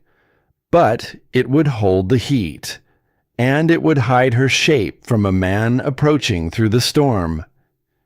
She crawled inside, pulling the heater in after her, and lit it. A small blue and orange flame sputtered to life, and a fragile warmth bloomed in the little space. It pressed against her frozen cheeks like a hand. It was such a small thing, that warmth, and it felt in that moment like the most generous thing the world had ever offered her. Eleanor drew her knees up to her chest, settled the radio in her lap, and, for the first time since the very first thump on her door, let herself simply breathe. In and out, and in again. The good air, warm now, filling her starved lungs. It is strange, the things the mind reaches for in such a moment. She did not think, at first, about the man climbing toward her. There was nothing to be done about him until he came, and so, with the hard discipline of a woman who had spent years training her own fear, she set him gently aside. Instead, in the small flickering warmth, she found herself thinking about her husband. She let herself remember him fully, for the first time in longer than she could say. Not the end, not the cold, not the waiting. The part of him she had carried like a wound for so long that she had nearly forgotten there was any other part of him to carry at all. She remembered the whole of him, the coffee cup forgotten on the windowsill, gone cold by noon, the warm weight of his hand resting on her shoulder while she bent over her drawings late at night, the low sound of his voice reading aloud on winter evenings while the snow came down soft outside a window, in a house that had never once frightened her. She had loved that house, not because it was strong, because he had been in it, and there it was, the thing she had been running from for years, finally caught and held still in the small, warm dark. She had loved the house because of him. The walls had never been the point. The walls had only ever been the thing that held the warmth, and the warmth had been him, and the laughing, and the reading aloud, and the hand on her shoulder. When the cold took him, she had not lost a house. She had lost the warmth that made a house worth building. And so she had done a terrible, understandable thing. She had decided that if the warmth could be taken, then she would learn to live without it. She would build a house with no warmth in it, so that nothing could ever again be taken from her. She would make her life cold and safe and sealed on purpose, before the cold could do it to her by force. She had thought she was protecting herself. She had only been finishing what the storm began. Kneeling there in the ruins of the fortress she had built, Eleanor understood it all at last. She had spent these long years believing the cold was her enemy, that the storm had shattered her life, that if she could only build something thick enough, deep enough, strong enough, she would never be hurt again. But the storm had not taken her husband. The cold had not either. Not really. What had taken him was simply the way of things. The terrible, ordinary truth that the people we love can be lost in a single moment, through no fault of ours and no failure of any wall we could ever build. That love is the one thing in this whole engineered world that comes with no guarantee, no safety factor, no margin you can add to make it hold. And she had answered that truth by trying to need no one at all, by burying herself in the bedrock, by driving the long road down to a little shop and turning the kind eyes of an old woman away at a worn wooden counter again and again, because to let someone close was to give the cold something else, someday, to take. She had not built a shelter. She had built a hiding place from her own grief, and it had very nearly become her grave. A tear traced down her cold cheek, and this time she did not fight it. She let it fall, and she felt something loosen in her chest, something that had been clenched tight for years, a fist around her own heart, slowly, finally, beginning to open. The grief did not leave her. She understood now that it never would. You did not make grief go away. That had been her mistake all along. Thinking grief was a structural flaw to be engineered out, when it was simply part of the load any loving life must carry. You did not remove it. You built to carry it. And carried right, she saw now, it was not even a curse. It became, instead, something she could hold. A weight, yes, but a weight she could stand under. A weight that meant she had loved and been loved. And that nothing, not the cold, not the years, not the men in the dark, could ever take that away from her. The love was already spent, already given, already received. It was finished and safe in a way the living never are. No storm could reach back through time and unmake a single forgotten cup of coffee on a windowsill. She had been grieving as though she had only lost something. She had never once stopped to feel how much she had been given. She had survived the storm. She had survived the man with the knife. She had survived the slow climbing dark in her own sealed lungs. And here, in the smallest hours, in the smallest shelter she had ever built, she had survived something harder still. She had survived the silence she had built around her own heart. For a moment, just a moment, she let herself imagine what she would do if she lived to see the other side of this night. She would go down the mountain. She would walk into that little shop, and she would set her sack of supplies on the worn wooden counter.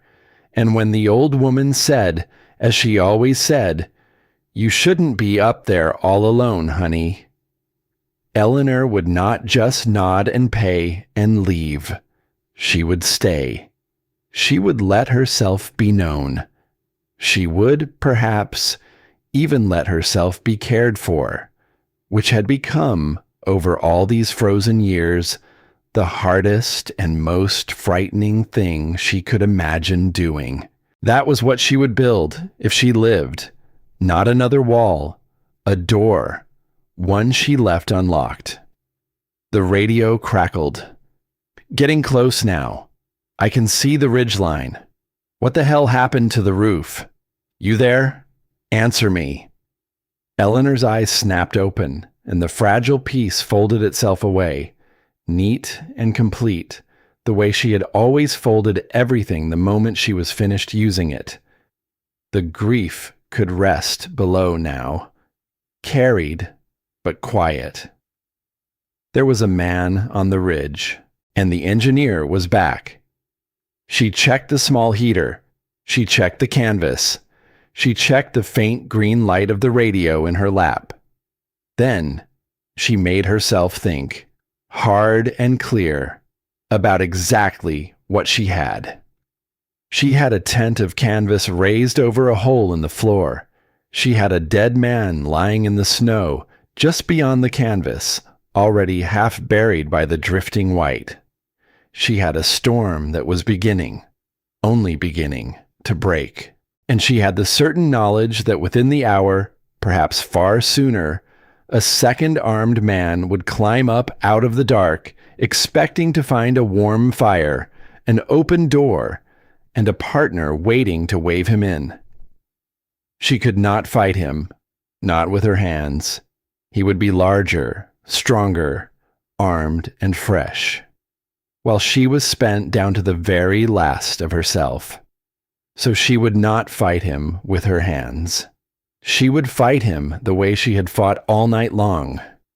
With her mind, she thought about what he expected to find.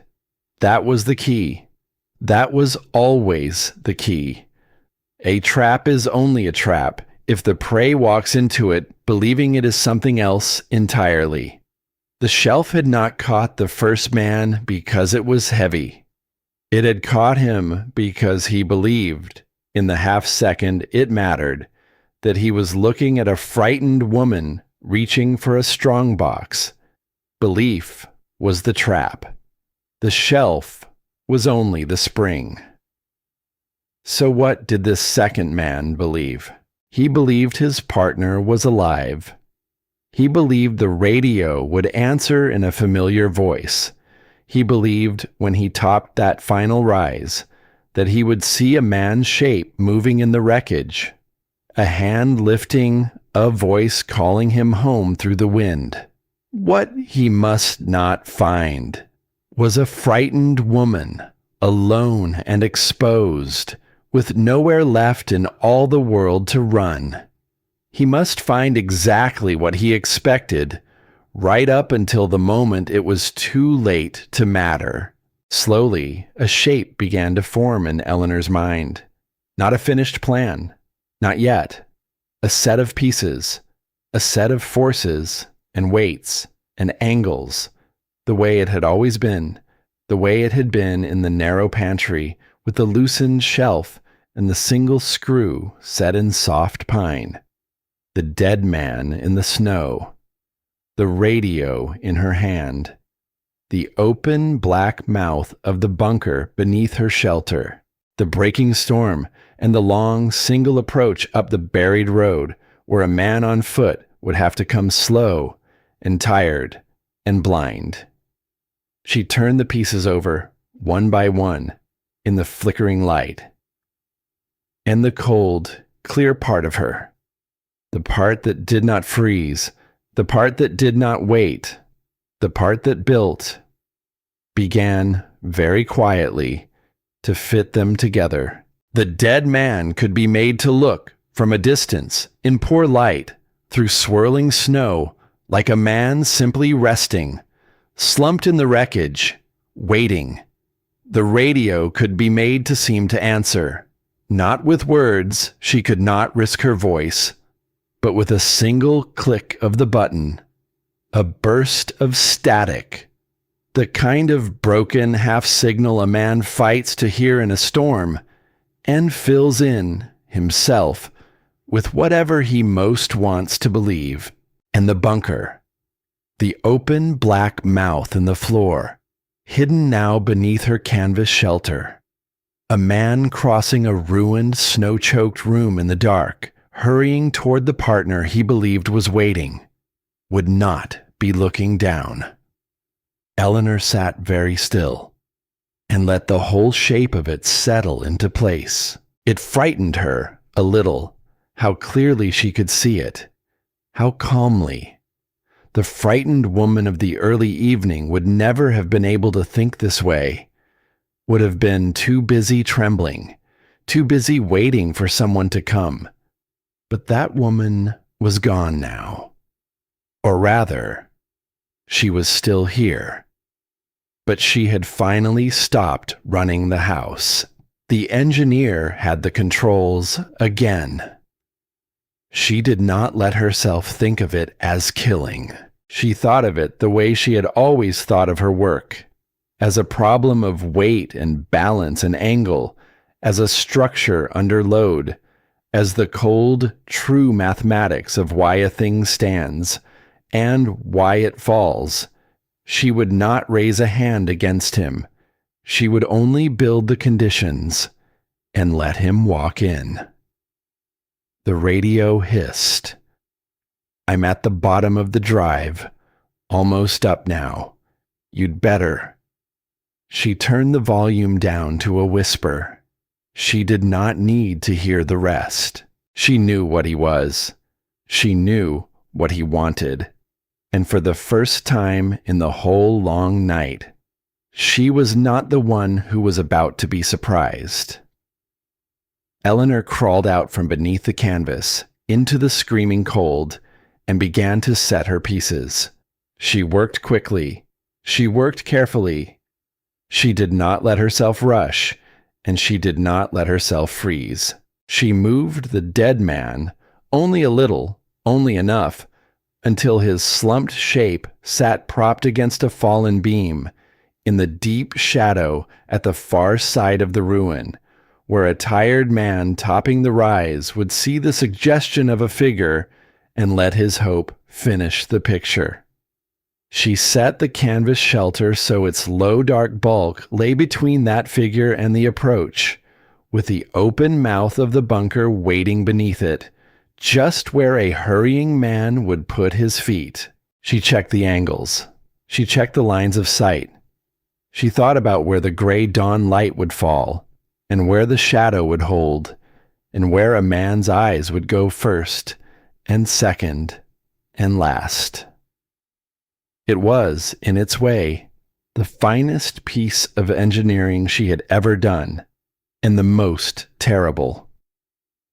When it was set, she crawled back into the low shelter and banked the little heater down so its glow would not betray her through the canvas.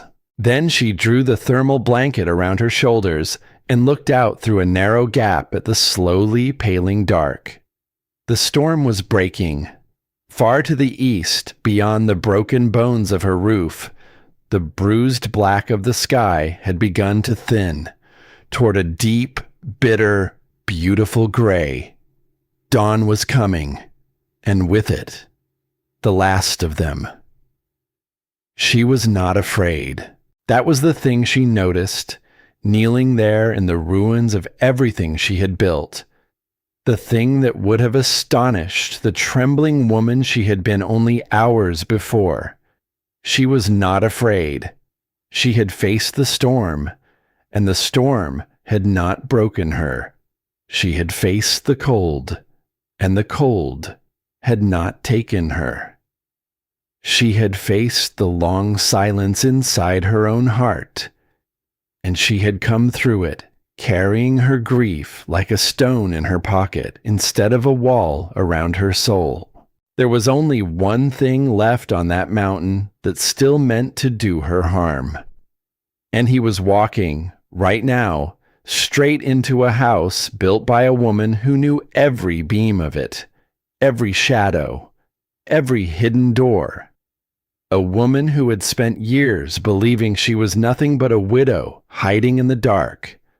A woman who had just remembered, in the worst night of her life, that she was something else entirely.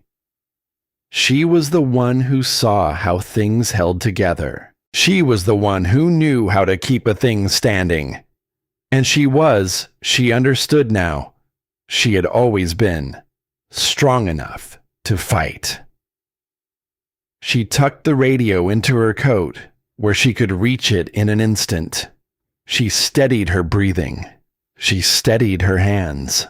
She fixed her eyes on the narrow gap in the canvas, on the pale gray approach where the buried drive climbed up out of the dark. And she waited, not the way she had waited all those years, helpless and grieving in the cold. Not the way her husband had once waited, alone, for a door that never opened. She waited the way a builder waits, ready. Out beyond the ridge, the gray was slowly turning toward the first pale promise of morning. The wind was dying. The snow was thinning. The world was holding its breath. And down on the buried road below, the crunch of heavy boots in deep snow had begun, at last, to climb. Slow, tired, closer. The boots came up out of the dark, slow and heavy, breaking through the crust of the deep snow. Crunch, crunch, crunch. Eleanor watched through the narrow gap in the canvas and did not move. The storm had nearly spent itself now. The wind had dropped to a low, exhausted moan, and the snow fell soft and straight, no longer hurled sideways by some furious hand, but simply drifting down, slow and heavy, as though the mountain itself had finally grown tired, and quiet, and watchful. In that hush, the boots sounded enormous. A shape rose into view at the top of the buried drive. A man, bundled thick against the cold, a rifle slung across his back. He stopped at the edge of the ruin and stood staring at what the night had done to her house. "The hell," she heard him breathe. He keyed the radio on his chest. Hey, you in there? What happened to this place?" In her coat, pressed against her ribs, the second radio crackled with his voice. Close and distorted, the very same words arriving twice, once across the open snow and once against her own heart. Eleanor's gloved thumb found the button on her radio, and she pressed it just once. A single burst of static. The broken, wordless half-signal of a man too hurt, too cold, too busy staying alive to lift the device and speak. The kind of signal a tired, frightened man fills in for himself, with whatever he most wants to believe. It worked. She saw it work through the gap in the canvas. She saw his shoulders drop, saw the tension go out of his frame, and the wary readiness soften into something looser. The fear went out of him, and the hope came in. "There you are," he muttered. "Hold on. I'm coming." His eyes swept past the low, dark bulk of the canvas shelter and went straight to the deep shadow at the far side of the ruin, to the slumped shape propped against the fallen beam, to the suggestion of a man resting there, waiting. His hope finished the picture for him. It always does.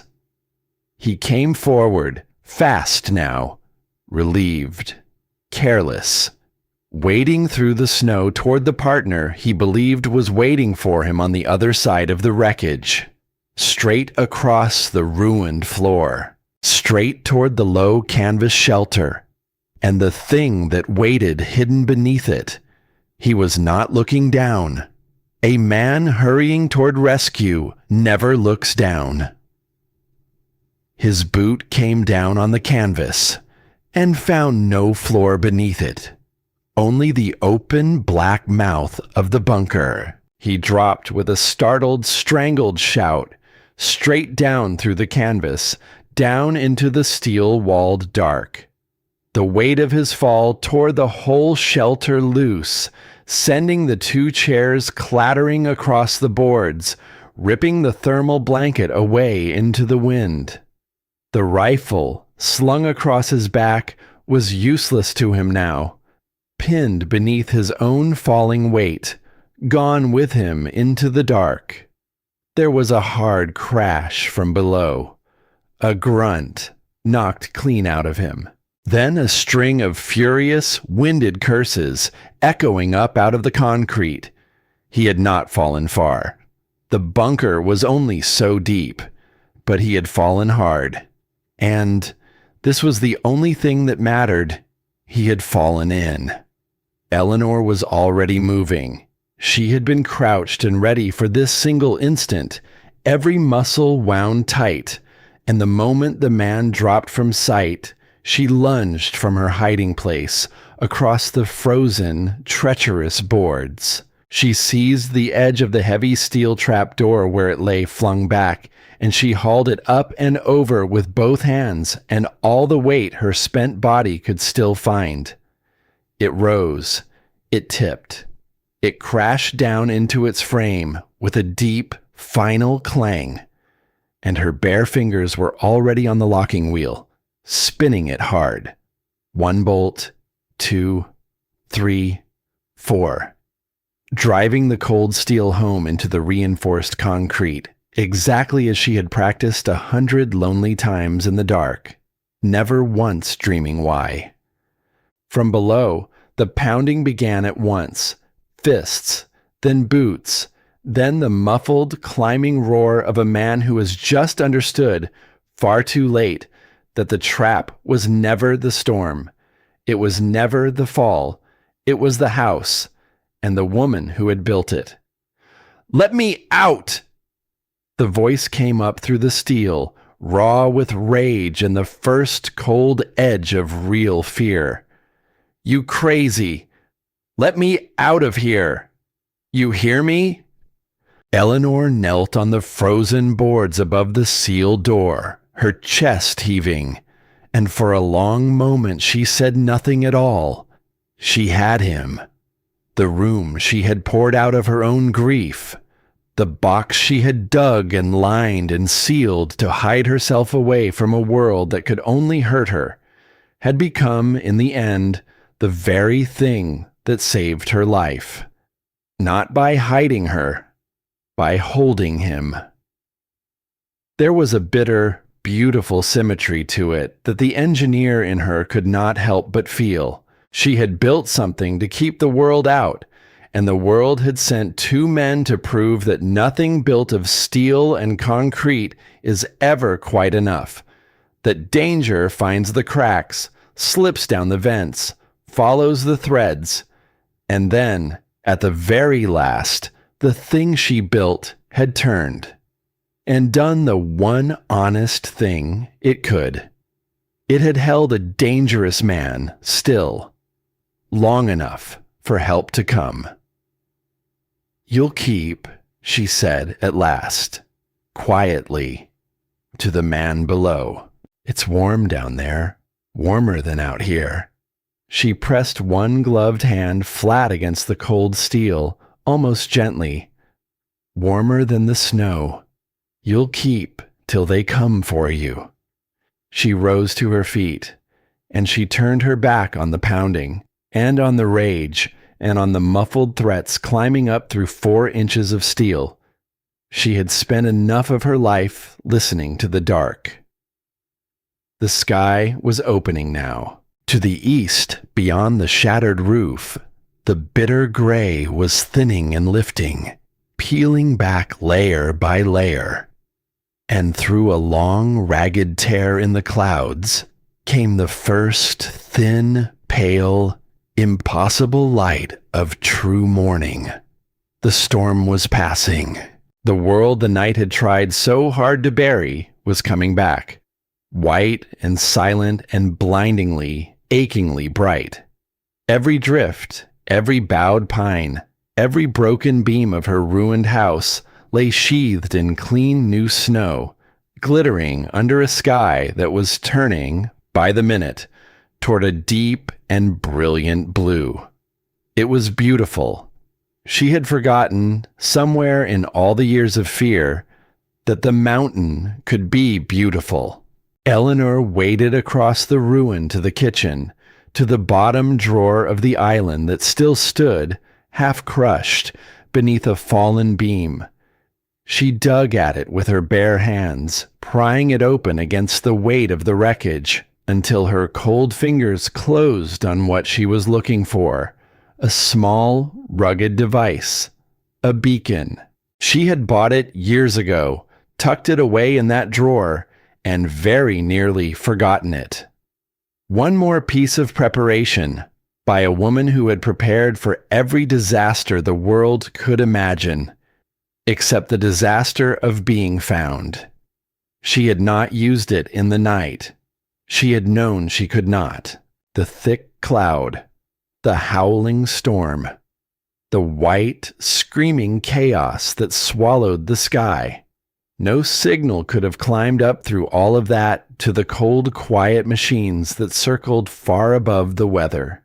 And even if it had, no help on earth could have flown into that wind and lived. But the sky was clear now. The sky was wide open. She carried the beacon out onto what was left of her porch. She lifted it toward the breaking blue.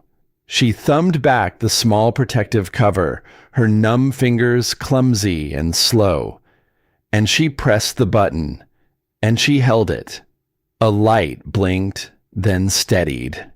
Then glowed a solid, patient, unwavering green.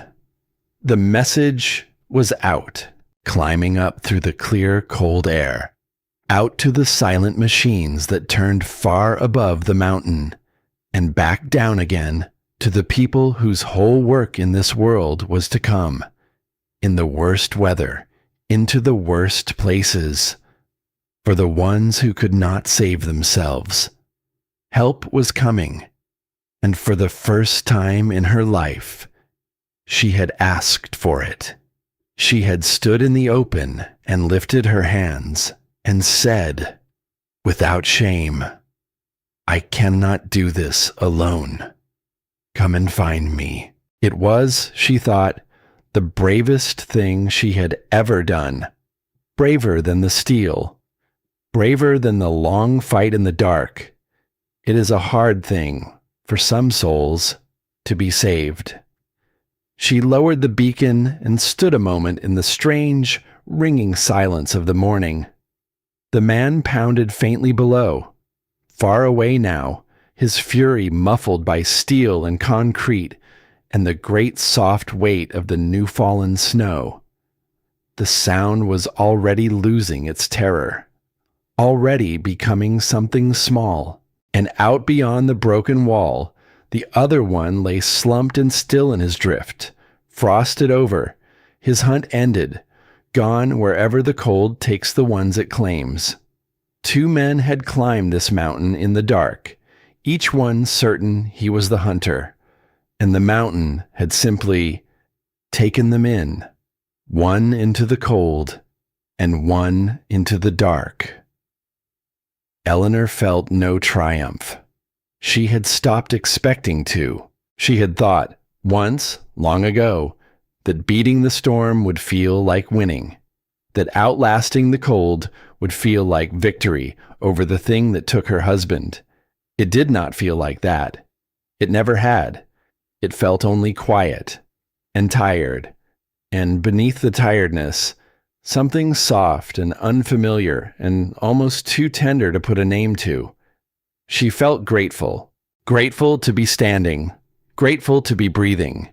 Grateful for the cold, clean air and the brightening sky and the simple, staggering fact of being alive to see another morning. It came then, faint at first, from far down the valley, a low, rhythmic beating, rolling and echoing off the canyon walls. Whump, whump, whump. She lifted her head. The sound grew, hardened, sharpened into the unmistakable mechanical thunder of heavy rotor blades, climbing the mountain, drawn toward the steady green light she had thrown up into the clearing sky. And over the southern ridge, bright against the pale and brilliant morning, it came. A rescue helicopter, banking hard, swinging in low over the snow-buried trees, dropping toward the wreckage of her home. The downdraft hit the clearing in a great roaring cloud of powder. It tore the last shreds of canvas loose and sent them whirling. It flung stinging snow across her face. It filled the whole bright world with noise and wind and the wild, beating promise of rescue. And Eleanor Whitfield stood up out of the ruins of everything she had ever built and raised both arms to the sky. In the open door of the aircraft, a figure leaned out and lifted one hand. A simple gesture, but she understood every word of it. "We see you. You are not alone. You are going to live." She would tell them about the man in the snow. She would tell them about the man sealed in the steel room below. His pounding gone thin and hopeless now beneath the thunder of the blades.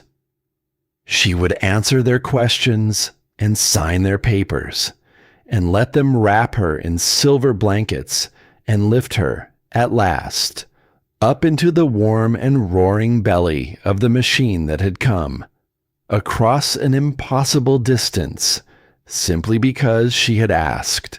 But all of that was still a moment away, for now she only stood in the snow, in the wind, in the blinding light, with her arms raised to the morning, and she let herself be found.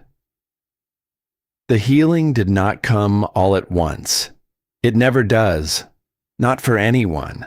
It came slowly, over the long string of seasons that followed, the way the thaw comes to the high country, one patient inch at a time, a little given the frozen ground, a little run of meltwater under the snow, a green thing pushing up weeks later where nothing seemed to live at all.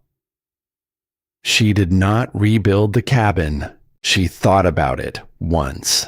She stood at the edge of the cleared, empty foundation in the first warm days of spring, looking at the great pale stump where the dead pine had stood, and the dark square scar in the earth where the bunker had finally been filled in, packed full of good, clean dirt, so that no one would ever again mistake a grave for a shelter. And she found, standing there in the thin spring sun, that she did not want it back. She did not want a fortress anymore. She did not want thick walls, or buried steel, or a door that locked from the inside. She did not want, ever again, a place built to keep the whole world out. So she moved down the mountain instead, down to the little town she had always passed through, with her chin tucked down and her sack of supplies clutched tight to her chest. The town she had kept for years, at the safe far end of a long and washed-out road. She took a small house there, nothing grand. Thin walls, by her old standards, walls that would never in 100 years have turned aside a storm, or a falling tree, or a man with a serrated knife and a hunter's patience. It did not matter. It did not matter at all, because of who came to sit inside them. The old woman from the little shop came first. She arrived one gray afternoon, not long after Eleanor had moved in, with a paper sack tucked under one arm and a covered tin of something still warm in her hands. She set them down on the bare kitchen table, and she looked slowly around the small, sparse rooms. And she did not say, "You shouldn't be all alone, honey." She had been saying that, in one form or another, across a worn wooden counter, for years. This time she only looked at Eleanor, really looked at her, and she said very softly, "Well, it's about time." And Eleanor, who had not let another living soul past her threshold in more years than she could bear to count, did the hardest and the bravest thing she had done in all that long and terrible winter. She did not make an excuse. She did not nod and pay and turn away. She put the kettle on. She pulled out a second chair, and she let someone stay. It was such a small thing. A kettle, a second chair, a door left standing open instead of bolted shut.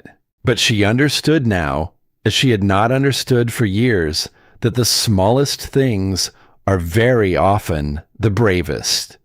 That it costs more, sometimes, to set out a second cup than it does to dig 10 feet down into solid bedrock. That the hardest thing to take down is never the kind of wall a person can touch with her hands.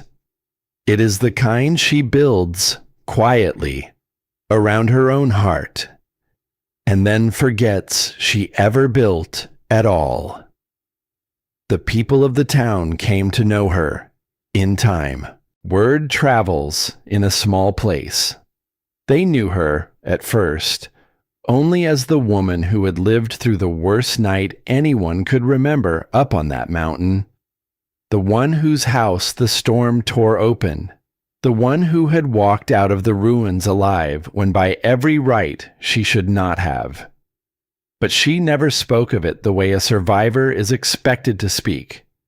Never as a tale of her own toughness, her own cleverness, her own engineered, hard-won steel. When she spoke of that night at all, and it was rare and only ever to the right person at the right quiet moment, she did not speak of the trapdoor, or the men, or the cold. She spoke of an old woman's words across a worn wooden counter. She spoke of a man's warm hand resting on her shoulder in a house that no longer stood on a winter evening a whole lifetime ago. She spoke of what the long dark had finally, at terrible cost, taught her. I built my whole life out of walls, she would say, to anyone young enough or lonely enough or frightened enough to need to hear it. Thick ones, good ones. I was proud of them. I thought they were the same thing as safety. And then she would smile, a small, worn, knowing smile, with a great deal of weather behind it. And in the end, they didn't save me. They very nearly killed me. What saved me was the part I'd sealed up with all the rest. A pause, a long one, the kind a person leaves when the next words matter. The part that could still ache, still reach, still answer a knock at the door, even when every wise voice inside me said to turn the lock and walk away. She would look at them then, steady and kind. Be careful what you build to keep yourself safe, she would say. Sometimes the strongest thing a person can do is let someone in. She lived a long time after that winter, longer than anyone might have guessed for a woman who had crawled up out of a sealed grave with the cold still aching in her lungs. The night had left its mark on her. The deep cold always leaves its mark. She was never again quite warm, not all the way through to the center of her. Some chill from that long dark had settled into her bones and made itself a home there for good. But she was never alone again, not on the bright days, and not, more importantly, on the hard ones. There were friends in those later years, not many. She was never a woman for crowds, but real ones, the kind who came by without being asked, who knew which chair was theirs, who let themselves in the unlocked door and called her name down the hall. There was a young woman in time who reminded her achingly of herself at that age, clever and closed off and frightened of the wrong things. And Eleanor sat with her through a long, hard season of her own, and said little, and stayed. She had spent the first half of her widowhood making certain no one could reach her. She spent the second half making certain that the lonely ones around her always could. On the worst winter evenings, when the wind came howling down off the high country and rattled the thin, ordinary walls of her small bright house, and the snow piled soft and silent against the windows, she would sit in her chair by the glass with a cup of coffee she actually remembered to drink. She would listen to the storm throw itself against the world outside, and she would not be afraid. Because she had learned, at last, the one thing the long dark could never teach her, behind concrete and buried steel. She had learned the sound of a second chair scraping back from a table, the weight of a warm tin set down by someone who had come on purpose up a long road through bad weather just to sit a while, the particular quiet of a room that holds two people instead of one. Those were the things that kept a person, in the end. Through every dark and freezing night, a long life can throw at her, not the thickness of any wall.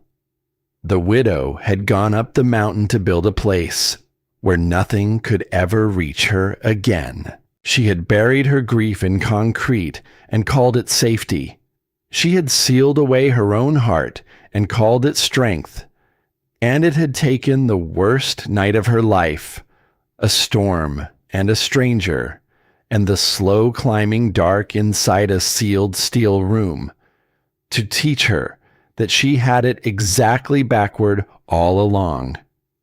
She came down the mountain having learned the truth of it at last, that the things we build to keep us safe can become the very things that bury us, that the only safety worth having is the kind a person is willing to share, and that the bravest door anyone can build is the one they choose to leave unlocked. She lived. She loved again. Not as before, never as before, but truly in the quiet, ordinary ways of friendship and warmth, and a second chair pulled up to a small kitchen table. And when at last her own long winter came, many seasons later, she met it the way she had finally learned to meet everything. Not behind a wall, but with the door open, and the kettle on, and someone there holding her hand. That was enough. After all of it, the cold, the loss, the fear, the long and lonely years, that was, at the very last, more than enough.